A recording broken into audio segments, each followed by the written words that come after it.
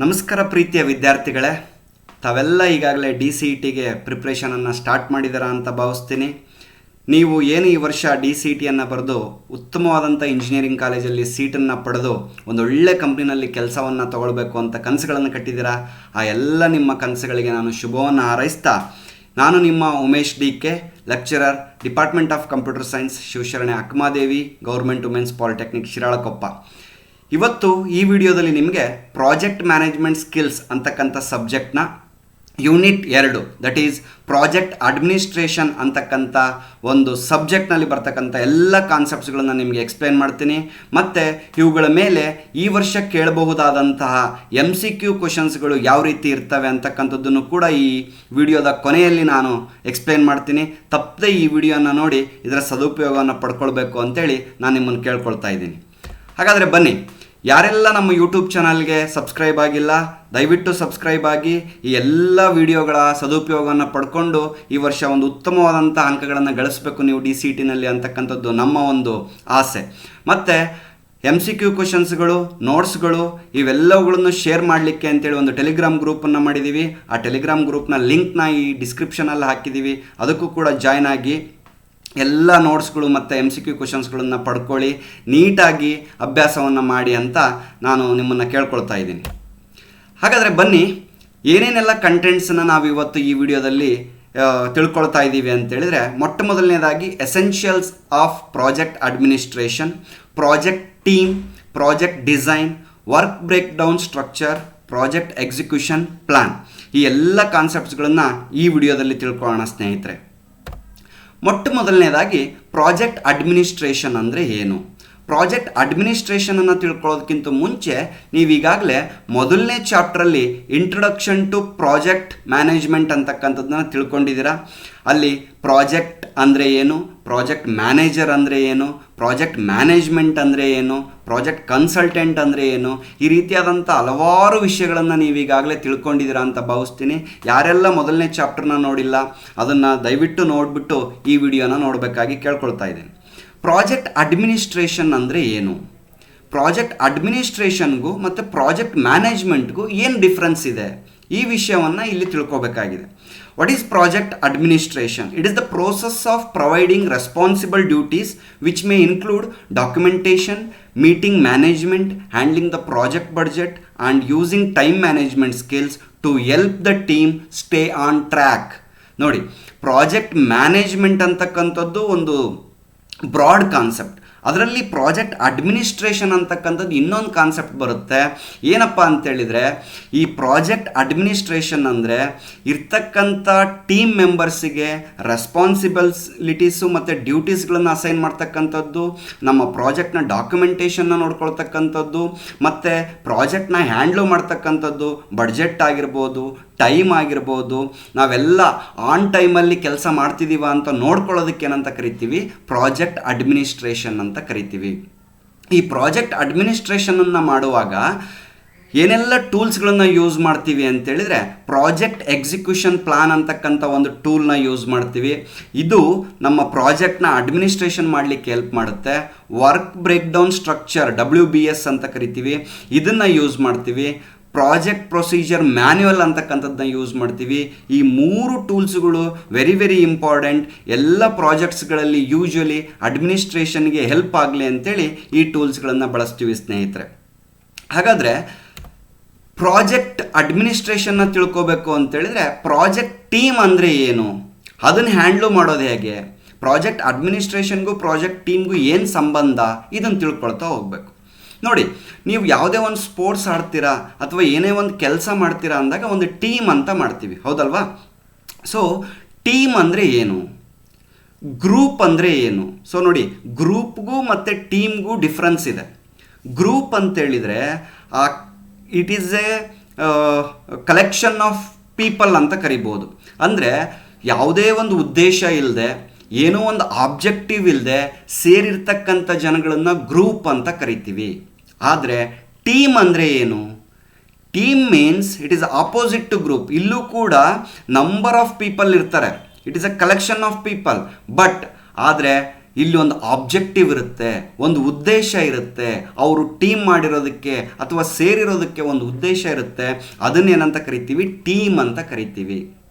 Example, ನೀವೇನೋ ಒಂದು sports ಆಡಬೇಕು, ಕ್ರಿಕೆಟ್ ಟೀಮ್ ಅಂತ ಕರೀತಾರೆ. ಕ್ರಿಕೆಟ್ ಟೀಮ್ ಅಂದರೆ ಏನು? ಅದನ್ನು ಗ್ರೂಪ್ ಅಂತ ಕರೆಯಲ್ಲ. ಯಾಕೆ? ಅಲ್ಲೊಂದು ಉದ್ದೇಶ ಇದೆ, ನಾವು ಕ್ರಿಕೆಟ್ ಆಡಬೇಕು, ಗೆಲ್ಲಬೇಕು ಅಂತ ಬಂದಿರತಕ್ಕಂಥ ಒಂದು ಜನಗಳ ಗುಂಪು, ಅದಕ್ಕೆ ಟೀಮ್ ಅಂತ ಕರಿತೀವಿ. ಹಾಗಾದರೆ ಪ್ರಾಜೆಕ್ಟ್ ಟೀಮ್ ಅಂದರೆ ಏನು? ಪ್ರಾಜೆಕ್ಟ್ ಟೀಮ್ ಮೀನ್ಸ್ ಯಾವುದೋ ಒಂದು ಪ್ರಾಜೆಕ್ಟ್ ಇರುತ್ತೆ, ಅದರಲ್ಲಿ ಆಬ್ಜೆಕ್ಟಿವ್ಸ್ ಇರ್ತವೆ, ಗೋಲ್ಸ್ ಇರ್ತವೆ, ಅದನ್ನು ಮುಗಿಸ್ಬೇಕು, ಏನೋ ಒಂದು ಔಟ್ಪುಟ್ಟನ್ನು ಹೊರಗೆ ತರಬೇಕು ಅಂತ ಸೇರಿರ್ತಕ್ಕಂಥ ಜನಗಳಿಗೆ ಅಥವಾ ಆ ಮೆಂಬರ್ಸಿಗೆ ಏನಂತ ಕರಿತೀವಿ? ಟೀಮ್ ಅಂತ ಕರಿತೀವಿ. ಪ್ರಾಜೆಕ್ಟ್ ಟೀಮ್ ಅಂತ ಕರಿತೀವಿ ಸ್ನೇಹಿತರೆ. ಸೊ ಹಾಗಾಗಿ ಗ್ರೂಪ್ಗೂ ಮತ್ತು ಟೀಮ್ಗೂ ಡಿಫ್ರೆನ್ಸ್ ಗೊತ್ತಿರಲಿ. ಸೊ ಡೆಫಿನಿಷನನ್ನು ಹೇಳೋದಾದರೆ, A project team place on vital role of designing and implementing A project. A project team consists of A specific group of individuals. ನೋಡಿ, ನಮ್ಮ ಪ್ರಾಜೆಕ್ಟ್ನ ಡಿಸೈನ್ ಮಾಡೋದ್ರಿಂದ ಹಿಡಿದು ಅದನ್ನು ಇಂಪ್ಲಿಮೆಂಟ್ ಮಾಡಿ ಅದರ ಔಟ್ಪುಟ್ಟನ್ನು ತೆಗಿಲಿಕ್ಕೆ ಇರ್ತಕ್ಕಂಥ ಗುಂಪಿಗೆ ಏನಂತ ಕರಿತೀವಿ? ಪ್ರಾಜೆಕ್ಟ್ ಟೀಮ್ ಅಂತ ಕರಿತೀವಿ. ಇಲ್ಲಿ ತುಂಬ ಜನ ಇನ್ವಾಲ್ವ್ ಆಗಿರ್ತಾರೆ, ಅವ್ರ ಸ್ಕಿಲ್ಸ್ಗಳು ಬೇರೆ ಬೇರೆ ಇರುತ್ತೆ, ಅವ್ರ ಕಲ್ಚರ್ ಬೇರೆ ಬೇರೆ ಇರುತ್ತೆ, ಅವ್ರ ಲ್ಯಾಂಗ್ವೇಜ್ ಬೇರೆ ಬೇರೆ ಇರುತ್ತೆ. ಸೊ ಈ ಟೀಮ್ ಸೇರಿಕೊಂಡು ಏನೋ ಒಂದು ಪ್ರಾಜೆಕ್ಟ್ನ ಮಾಡಲಿಕ್ಕೆ ಹೊರಟಿದ್ದಾರೆ. ಹಾಗಾಗಿ ಪ್ರಾಜೆಕ್ಟ್ ಸಕ್ಸಸ್ಫುಲ್ವಾಗಿ ಕಂಪ್ಲೀಟ್ ಆಗಬೇಕು ಅಂದರೆ ನಮಗೆ ಪ್ರಾಜೆಕ್ಟ್ ಟೀಮ್ ಅಂತಕ್ಕಂಥದ್ದು it place on very important role. Project team ಚೆನ್ನಾಗಿಲ್ಲ ಅಂತ ಆದರೆ ಪ್ರಾಜೆಕ್ಟ್ ಸಕ್ಸಸ್ ಆಗಲ್ಲ.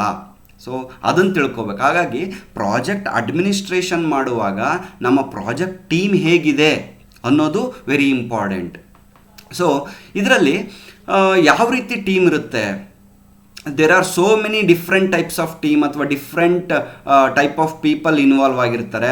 ಅದರಲ್ಲಿ ಇನಿಷಿಯಲ್ ಪ್ರಾಜೆಕ್ಟ್ ಟೀಮ್ ಅಂತ ಇದೆ, core project team, full project team ಅಂತ ಇದೆ, ಪ್ರಾಜೆಕ್ಟ್ ಅಡ್ವೈಸರ್ಸ್ ಅಂತ ಇರ್ತಾರೆ, ಪ್ರಾಜೆಕ್ಟ್ ಸ್ಟೇಕ್ ಹೋಲ್ಡರ್ಸ್ ಇರ್ತಾರೆ, ಪ್ರೋಸೆಸ್ ಫೆಸಿಲಿಟೇಟರ್ಸ್ ಅಂತ ಇರ್ತಾರೆ. ಏನು ಹಿಂಗಂದರೆ ನೋಡಿ, ಫಸ್ಟ್ ಯಾವುದೋ ಒಂದು ಪ್ರಾಜೆಕ್ಟ್ ಸ್ಟಾರ್ಟ್ ಆಗುತ್ತೆ.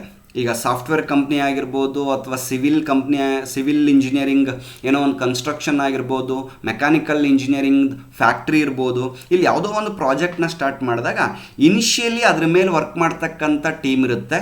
ಅದನ್ನು ಇನಿಷಿಯಲ್ ಪ್ರಾಜೆಕ್ಟ್ ಟೀಮ್ ಅಂತ ಕರೀತಾರೆ.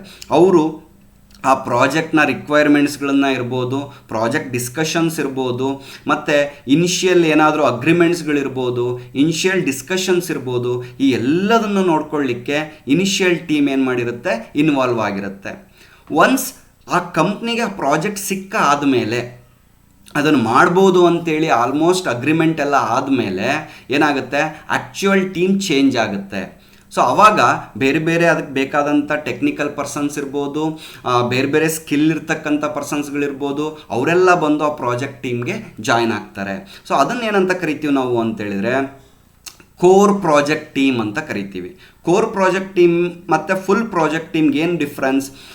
ಒಂದು 20 ಜನ ಟೀಮಲ್ಲಿ ಇದ್ದಾರೆ ಅಂತ ಆದರೆ, ಈ ಪ್ರಾಜೆಕ್ಟ್ನ ಹ್ಯಾಂಡ್ಲ್ ಮಾಡಲಿಕ್ಕೆ 20 ಜನ ಟೀಮ್ ಇದೆ ಅಂತೇಳಿದರೆ ಅದನ್ನು ಫುಲ್ ಪ್ರಾಜೆಕ್ಟ್ ಟೀಮ್ ಅಂತ ಕರಿತೀವಿ. ಅದರಲ್ಲಿ ಇಂಪಾರ್ಟೆಂಟ್ ವ್ಯಕ್ತಿಗಳು, ಇಂಪಾರ್ಟೆಂಟ್ ಸ್ಕಿಲ್ ಇರ್ತಕ್ಕಂಥ ವ್ಯಕ್ತಿಗಳನ್ನು ಕೋರ್ ಪ್ರಾಜೆಕ್ಟ್ ಟೀಮ್ ಅಂತ ನಾವು ಕರಿಬೋದು. ಅದೇ ರೀತಿ ಈ ಪ್ರಾಜೆಕ್ಟ್ಗೆ ಅಡ್ವೈಸ್ ಮಾಡಲಿಕ್ಕೆ ಅಂತೇಳಿ ಅವಾಗವಾಗ ಪ್ರಾಜೆಕ್ಟಲ್ಲಿ ಯಾವಾಗಲೂ ಕೂತ್ಕೊಂಡು 365 ಡೇಸ್ ವರ್ಕ್ ಮಾಡಲ್ಲ, but once in a while ಬಂದುಬಿಟ್ಟು ಪ್ರಾಜೆಕ್ಟಿಗೆ ಅಡ್ವೈಸ್ನ ಕೊಡ್ತಕ್ಕಂಥವ್ರಿಗೆ ಪ್ರಾಜೆಕ್ಟ್ ಅಡ್ವೈಸರ್ಸ್ ಅಂತ ಕರೀತಾರೆ. ಅದು ಅಲ್ಲದೆ ಈ ಪ್ರಾಜೆಕ್ಟಲ್ಲಿ ಇನ್ವಾಲ್ವ್ ಆಗಿರ್ತಕ್ಕಂಥ ಬೇರೆ ಬೇರೆ ಗ್ರೂಪ್ಗಳು ಯಾವ್ಯಾವು? ನಮಗೆ ಪ್ರಾಜೆಕ್ಟ್ನ ನೀಡಿರ್ತಕ್ಕಂಥವ್ರಿಗೆ ಕ್ಲೈಂಟ್ಸ್ ಅಂತ ಕರಿತೀವಿ. ಮತ್ತು ಯಾರಾದರೂ ಫೈನಾನ್ಸ್ನ ಮಾಡ್ತಾಯಿದ್ರೆ ಫೈನಾನ್ಸರ್ಸ್ ಅಂತ ಕರಿತೀವಿ. ಯಾರಾದರೂ ಟೆಕ್ನಿಕಲ್ ಹೆಲ್ಪ್ನ ಮಾಡ್ತಿದ್ರೆ ಟೆಕ್ನಿಕಲ್ ಹೆಲ್ಪ್ ಮಾಡ್ತಕ್ಕಂಥ ಟೀಮ್ ಇರುತ್ತೆ. ಮತ್ತು ಯಾರಾದರೂ ನಮ್ಮ ಪ್ರಾಜೆಕ್ಟ್ಸಿಗೆ ಡೆವಲಪ್ಮೆಂಟ್ ಮಾಡ್ತಕ್ಕಂಥ ಟೀಮ್ ಇರುತ್ತೆ, ಪ್ರಾಜೆಕ್ಟ್ನ ಟೆಸ್ಟ್ ಮಾಡ್ತಕ್ಕಂಥ ಟೀಮ್ ಇರುತ್ತೆ. ಸೊ ಇವ್ರನ್ನೆಲ್ಲರನ್ನೂ ಏನಂತ ಕರಿತೀವಿ ಅಂತೇಳಿದರೆ ಸ್ಟೇಕ್ ಹೋಲ್ಡರ್ಸ್ ಅಂತ ಕರಿತೀವಿ. ಆ್ಯಂಡ್ ಆಲ್ಸೋ ಪ್ರಾಜೆಕ್ಟ್ನ ನೆಕ್ಸ್ಟ್ ಯೂಸ್ ಮಾಡ್ತಾರಲ್ಲ ಯೂಸರ್ಸ್ಗಳು, ಅವ್ರನ್ನ ಸ್ಟೇಕ್ ಹೋಲ್ಡರ್ಸ್ ಅಂತ ಕರಿತೀವಿ. ಸೊ ಇವರು ಕೂಡ ಪ್ರಾಜೆಕ್ಟಲ್ಲಿ ಇನ್ವಾಲ್ವ್ ಆಗಿರ್ತಾರೆ. ಆ್ಯಂಡ್ ಪ್ರೋಸೆಸ್ ಫೆಸಿಲಿಟೇಟರ್ಸ್, ನಮ್ಮ ಪ್ರಾಜೆಕ್ಟಲ್ಲಿ ಬೇಕಾದಂತಹ ಪ್ರೋಸೆಸ್ಸಿಗೆ ಫೆಸಿಲಿಟೀಸ್ಗಳನ್ನು ಕೊಡ್ತಕ್ಕಂಥ ಪ್ರೋಸೆಸ್ ಫೆಸಿಲಿಟೇಟರ್ಸ್ ಅಂತಲೂ ಕೂಡ ಇರ್ತಾರೆ. ಸೊ ನೋಡಿ, ಈ ಯಾಕೆ ಪ್ರಾಜೆಕ್ಟ್ ಟೀಮ್ನ ಇಂಪಾರ್ಟೆಂಟಾಗಿ ನಾವು ಕಲಿತಿದ್ದೀವಿ ಅಂತೇಳಿದರೆ, ನೀವು ಒಂದು ಟೀಮ್ ಅಂದಮೇಲೆ ಎಷ್ಟು different type of people involve ಆಗಿರ್ತಾರೆ. ಅವ್ರದ್ದು ಮೆಂಟಾಲಿಟಿಗಳು ಬೇರೆ ಬೇರೆ ಇರ್ತವೆ, ಸ್ಕಿಲ್ಸ್ಗಳು ಬೇರೆ ಬೇರೆ ಇರ್ತವೆ. ಇವ್ರನ್ನೆಲ್ಲ ಕೋಆರ್ಡಿನೇಷನ್ ಮಾಡಬೇಕಲ್ಲ, ಇವ್ರನ್ನೆಲ್ಲರಿಗೂ ಒಂದೇ ರೀತಿಯಲ್ಲಿ ಒಂದೇ ಆಬ್ಜೆಕ್ಟಿವ್ಗೆ ಆ ಆಬ್ಜೆಕ್ಟಿವ್ನ ಫುಲ್ಫಿಲ್ ಮಾಡಲಿಕ್ಕೆ ನಾವು ನಡೆಸ್ಕೊಂಡು ಹೋಗ್ಬೇಕಲ್ಲ. That is called as project administration. That is one part of the project administration. ಅದಕ್ಕೆ ಈ ಪ್ರಾಜೆಕ್ಟ್ ಟೀಮ್ ಬಗ್ಗೆ ನಿಮ್ಗೊಂಚೂರು ಗಮನ ಇರಲಿ ಸ್ನೇಹಿತರೆ. ನೆಕ್ಸ್ಟ್, ಎಫೆಕ್ಟಿವ್ ಟೀಮ್ನ ಅಡ್ವಾಂಟೇಜಸ್ ಏನು, ಯಾಕೆ ನಾವು ನಮ್ಮದು ಟೀಮ್ ಎಫೆಕ್ಟಿವ್ ಆಗಿರಬೇಕು ಅಂತ ಹೇಳ್ತೀವಿ ನೋಡಿ. ಈಗ ಯಾವುದೇ ಒಂದು ಸ್ಪೋರ್ಟ್ಸ್ ಆಡೋಕ್ಕೆ ಹೋಗ್ತೀರಾ, ನಿಮಗೇನಾದ್ರೂ ಟೀಮ್ ಚೆನ್ನಾಗಿಲ್ಲ ಅಂತೇಳಿದರೆ ಡೆಫಿನೆಟ್ಲಿ ನೀವು ಮ್ಯಾಚ್ನ ಸೋಲ್ತೀರ ಅಲ್ವಾ. ಟೀಮ್ ಚೆನ್ನಾಗಿಲ್ಲ ಅಂದರೆ ಏನು, ಅದರಲ್ಲಿ ಇರ್ತಕ್ಕಂಥ ಸ್ಕಿಲ್ಸ್ಗಳು. ಈಗ ಕ್ರಿಕೆಟ್ನ ಎಕ್ಸಾಂಪಲ್ಸ್ ತೊಗೊಳ್ಳೋದಾದರೆ ಬೌಲರ್ಸ್ ಇರಬೇಕು, ಬ್ಯಾಟ್ಸ್ಮನ್ಸ್ಗಳಿರಬೇಕು, ಕೀಪರ್ ಇರಬೇಕು, ಒಳ್ಳೆ ಫೀಲ್ಡರ್ಸ್ ಇರಬೇಕು. ನೋಡಿ, ಸ್ಕಿಲ್ಸ್ಗಳು ಡಿಫ್ರೆಂಟ್ ಇದಾವಲ್ವಾ. ಸೊ ಈ ಎಲ್ಲ ಸ್ಕಿಲ್ಸ್ಗಳು ಇರ್ತಕ್ಕಂಥ ಪರ್ಸನ್ಗಳು, ಆಮೇಲೆ ಎಷ್ಟೆಷ್ಟು ಜನ ಇರಬೇಕು, ಅವ್ರದ್ದು ರೋಲ್ಸ್ಗಳನ್ನು ಅವ್ರು ಯಾವಾಗ ನೀಟಾಗಿ ಅವರು ಆ ರೋಲ್ಸ್ನ ಫಾಲೋ ಮಾಡ್ತಾರೆ, ಅವ್ರ ಡ್ಯೂಟೀಸ್ ಮತ್ತು ರೆಸ್ಪಾನ್ಸಿಬಿಲಿಟೀಸ್ಗಳನ್ನು ಫುಲ್ಫಿಲ್ ಮಾಡ್ತಾರೆ, ಅವಾಗ ತಾನೇ ನಾವು ಒಂದು ಒಳ್ಳೆ ಮ್ಯಾಚ್ನ ಆಡೋಕ್ಕಾಗುತ್ತೆ ಅಥವಾ ಗೆಲ್ಲಕ್ಕೆ ಸಾಧ್ಯ. ಸೊ ಅದೇ ರೀತಿ ಪ್ರಾಜೆಕ್ಟಲ್ಲೂ ಕೂಡ ಅವರ ರೋಲ್ಸ್ಗಳು ಡಿಫ್ರೆಂಟ್ ಇರ್ತವೆ. ಆ ರೋಲ್ಸ್ಗಳನ್ನು ಅವ್ರು ಫುಲ್ಫಿಲ್ ಮಾಡಿದಾಗ ಮಾತ್ರ ಏನಾಗುತ್ತೆ, ಒಂದು ಒಳ್ಳೆ ಕೋಆರ್ಡಿನೇಷನ್ನಲ್ಲಿ ಅವ್ರವ್ರ ಕೆಲಸಗಳನ್ನು ಮಾಡಿದರೆ ಮಾತ್ರ ನಮಗೆ ಪ್ರಾಜೆಕ್ಟ್ ಸಕ್ಸಸ್ಫುಲ್ ಆಗುತ್ತೆ. ಹಾಗಾಗಿ ಎಫೆಕ್ಟಿವ್ ಟೀಮ್ ಇರ್ತಕ್ಕಂಥದ್ದು ವೆರಿ ವೆರಿ ಇಂಪಾರ್ಟೆಂಟ್. ಪ್ರಾಜೆಕ್ಟಲ್ಲಿ ಏನೆಲ್ಲ ನಮಗೆ ಬೆನಿಫಿಟ್ಸ್ ಸಿಗುತ್ತೆ ಟೀಮ್ ಚೆನ್ನಾಗಿದ್ದರೆ ಅಂತ ನೋಡಿದರೆ, first benefit, clear objective of the project from the initiation to completion. Everybody knows the objectives. ಒಂದು ಎಫೆಕ್ಟಿವ್ ಟೀಮ್ ಇತ್ತು ಅಂತೇಳಿದರೆ ಅವರಿಗೆ ಮುಂಚೆಯಿಂದನೇ ನಾವು ಏನು ಮಾಡಬೇಕು ಅಂತಕ್ಕಂಥದ್ದು ಗೊತ್ತಿರುತ್ತೆ, ಆಬ್ಜೆಕ್ಟಿವ್ಸ್ಗಳು ಕ್ಲಿಯರ್ ಆಗಿರ್ತವೆ. ಸೊ ಕಂಪ್ಲೀಷನ್ ಆಗೋ ತನಕ ಅವರೆಲ್ಲರೂ ಕೂಡ ಆ ಆಬ್ಜೆಕ್ಟಿವ್ನ ಫುಲ್ಫಿಲ್ ಮಾಡೋದಕ್ಕೆ ಅಂತೇಳಿ ಕೆಲಸ ಮಾಡ್ತಾ ಇರ್ತಾರೆ. And good decision making process. Team effective ಆಗಿದ್ದರೆ, ಒಳ್ಳೆ ಕೋಆರ್ಡಿನೇಷನ್ ಇದ್ದರೆ, ಪದೇ ಪದೇ ಟೀಮ್ಗಳು ಚೇಂಜ್ ಆಗ್ತಾ ಇರುತ್ತೆ ಪ್ರಾಜೆಕ್ಟಲ್ಲಿ, ಅವಾಗೇನಾಗುತ್ತೆ, ಡಿಸಿಷನ್ಸ್ ತೊಗೊಳಕ್ಕಾಗಲ್ಲ, ವರ್ಕ್ ಸ್ಲೋ ಆಗುತ್ತೆ. ಹಾಗಾಗಿ ಟೀಮ್ ಎಫೆಕ್ಟಿವ್ ಆಗಿರೋದು ಅಂತೇಳಿದರೆ ಫಸ್ಟಿಂದ ಲಾಸ್ಟ್ ತನಕ ಏನಾದರೂ ಒಂದು ಒಳ್ಳೆ ಟೀಮು ಜಾಸ್ತಿ ಚೇಂಜಸ್ ಆಗದೆ ಇತ್ತು ಅಂತೇಳಿದರೆ ಡಿಸಿಷನ್ಸ್ಗಳನ್ನು ಚೆನ್ನಾಗಿ ತಗೋಬೋದು. ಆಗ ವರ್ಕ್ ಏನಾಗುತ್ತೆ, ಸ್ಪೀಡ್ ಆಗುತ್ತೆ. So clear roles and responsibilities and leadership without overlapping ensure smooth progress. ನೋಡಿ, ಆಗ ಯಾರ್ಯಾರಿಗೆ ನಾನು ಏನೇನು ರೋಲ್ಸ್ ಕೊಟ್ಟಿದ್ದೀನಿ ಆ ರೋಲ್ಸ್ಗಳು ಮತ್ತು ರೆಸ್ಪಾನ್ಸಿಬಿಲಿಟೀಸ್ಗಳನ್ನು ನೀಟಾಗಿ ಫಾಲೋ ಮಾಡ್ತಾ ಹೋಗ್ತಾರೆ.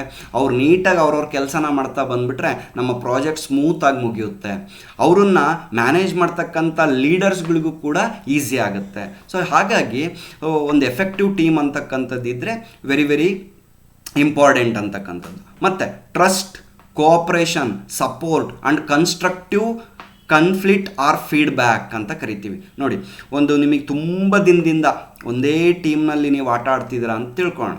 ಅವಾಗ ಎಷ್ಟು ಅಡ್ವಾಂಟೇಜ್ ಇರುತ್ತೆ, ನಿನಗೆ ಅದರ್ ಟೀಮ್ ಮೆಂಬರ್ಸ್ ಮೇಲೆ ಟ್ರಸ್ಟ್ ಇರುತ್ತೆ, ಅವ್ರ ಮೇಲೆ ಕೋಆಪ್ರೇಷನ್ ಇರುತ್ತೆ, ಅಥವಾ ಅವ್ರು ನಿನಗೆ ಸಪೋರ್ಟ್ ಮಾಡ್ತಾ ಇರ್ತಾರೆ.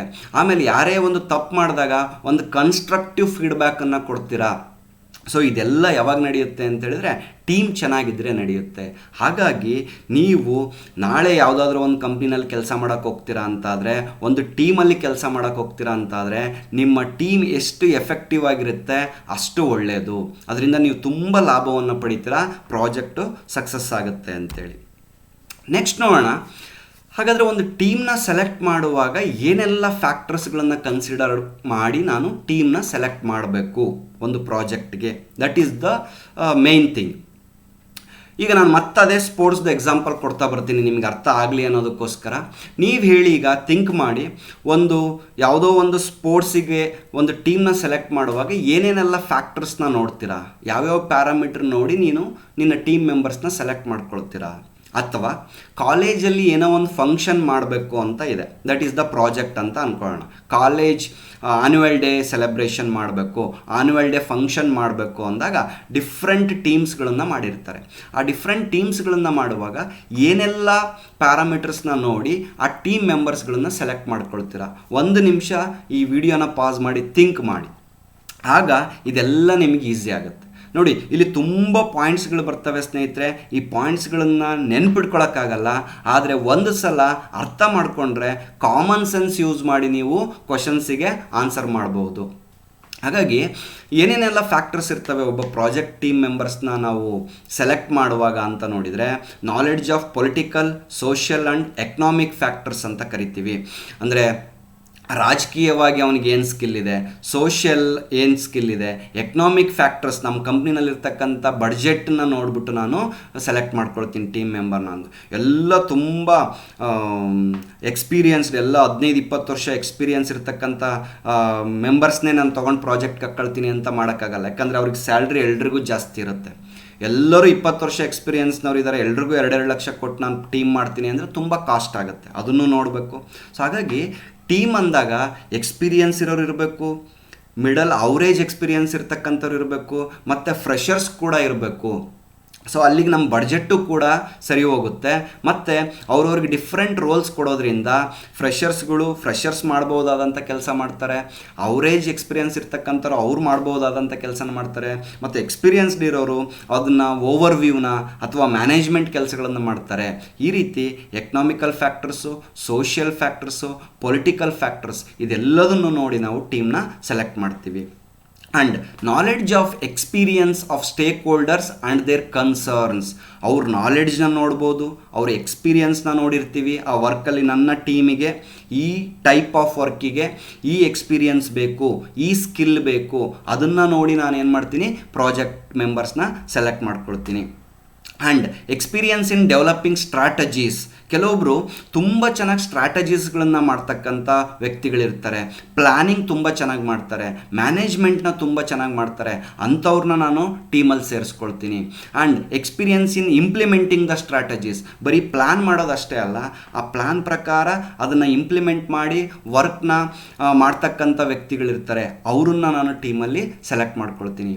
And those who have very good communication skills and those who have very good fund raising capabilities.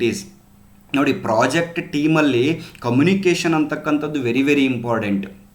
ನಾನು ಮಾಡಿರೋ ಕೆಲಸವನ್ನು ಇನ್ನೊಬ್ರಿಗೆ ರಿಪೋರ್ಟ್ ಮಾಡೋದಿರ್ಬೋದು, ನಾನು ಮಾಡಿರೋ ಅಂಥ ಕೆಲಸವನ್ನು ಇನ್ನೊಬ್ರಿಗೆ ಹೇಳ್ಕೊಡೋದಿರ್ಬೋದು, ಅಥವಾ ಅವರಿಂದ ಹೇಳಿಸ್ಕೊಳ್ಳೋದಿರ್ಬೋದು. ಎಲ್ಲ ಒಂದು ಕೋಆರ್ಡಿನೇಷನ್ ಬರಬೇಕು ಅಂತೇಳಿದರೆ ಕಮ್ಯುನಿಕೇಷನ್ ಇಂಪಾರ್ಟೆಂಟ್. ಆ ಕಮ್ಯುನಿಕೇಷನ್ ಇರೋವಂಥ ವ್ಯಕ್ತಿಯನ್ನು ನಾನು ಟೀಮಲ್ಲಿ ಸೆಲೆಕ್ಟ್ ಮಾಡ್ಕೊಳ್ತೀನಿ. And experience in budgeting and risk assessment ಅಂತ ಕರಿತೀವಿ. Excuse me. ಅಂದರೆ ಯಾರಿಗೆ ಬಡ್ಜೆಟನ್ನು ನೋಡ್ಕೊಳ್ತಕ್ಕಂಥ ಶಕ್ತಿ ಮತ್ತು ರಿಸ್ಕನ್ನು ಮ್ಯಾನೇಜ್ ಮಾಡ್ತಕ್ಕಂಥ ಶಕ್ತಿ ಇರುತ್ತೆ, ಅವರನ್ನ ನಾನು ಟೀಮಲ್ಲಿ ಸೇರಿಸ್ಕೊಳ್ತೀನಿ ಸ್ನೇಹಿತರೆ. And should understand the psychology of the team. And this is also very important. ಯಾರು ಟೀಮ್ನ ಸೈಕಾಲಜಿಯನ್ನು ಅರ್ಥ ಮಾಡಿಕೊಂಡು ಅವ್ರ ಜೊತೆ ಹೊಂದ್ಕೊಂಡು ಕೆಲಸವನ್ನು ಮಾಡ್ತಾರೆ, ಅವ್ರನ್ನ ನಾನು ಟೀಮ್ ಮೆಂಬರ್ ಆಗಿ ಸೆಲೆಕ್ಟ್ ಮಾಡ್ಕೊಳ್ತೀನಿ. So these are all the factors. ಇಷ್ಟೇ ಅಲ್ಲ, ಇನ್ನೂ ಅನೇಕ ಫ್ಯಾಕ್ಟರ್ಸ್ಗಳಿರ್ತವೆ. ಅದರಲ್ಲಿ ನಾವಿಲ್ಲಿ ಕೆಲವು ಫ್ಯಾಕ್ಟರ್ಸ್ಗಳನ್ನು ಇಲ್ಲಿ ಲಿಸ್ಟ್ ಮಾಡಿದ್ದೀವಿ.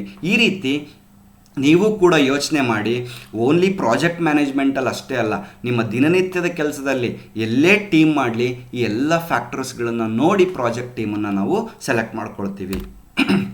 ನೆಕ್ಸ್ಟ್ ಕಾನ್ಸೆಪ್ಟನ್ನ ನೋಡೋದಾದರೆ ಪ್ರಾಜೆಕ್ಟ್ ಡಿಸೈನ್ ಅಂತಕ್ಕಂಥ ಒಂದು ಕಾನ್ಸೆಪ್ಟ್ ಇದೆ. This is also very important. Project ಅಡ್ಮಿನಿಸ್ಟ್ರೇಷನ್ನಲ್ಲಿ ಪ್ರಾಜೆಕ್ಟ್ ಡಿಸೈನ್ ಅಂತಕ್ಕಂಥದ್ದು ವೆರಿ ವೆರಿ ಇಂಪಾರ್ಟೆಂಟ್.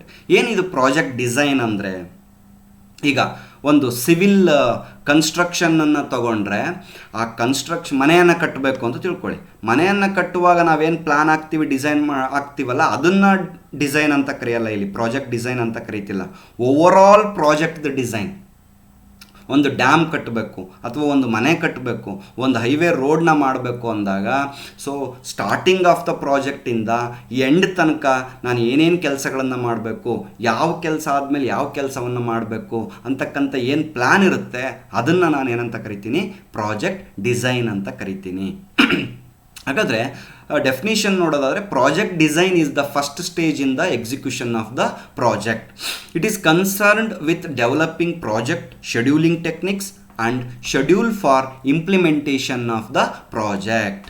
ನೋಡಿ, ಮೇಯ್ನ್ಲಿ ನಾವಿಲ್ಲಿ ಮಾತಾಡ್ತಿರೋದು ಏನು ಅಂದರೆ, ಒಂದು ಪ್ರಾಜೆಕ್ಟ್ನ ಸ್ಟಾರ್ಟ್ ಮಾಡಬೇಕು ಅಂದಾಗ ನಾವು ಹೋಗೋ ಅಗ್ರಿಮೆಂಟ್ ಯಾವಾಗ ಮಾಡ್ಕೊಂಬರ್ತೀವಿ ಪ್ರಾಜೆಕ್ಟ್ದು, ದ ಫಸ್ಟ್ ಸ್ಟೆಪ್ ಏನು ನಡೆಯುತ್ತೆ ಅಂದರೆ ಪ್ರಾಜೆಕ್ಟ್ ಡಿಸೈನ್ ನಡೆಯುತ್ತೆ.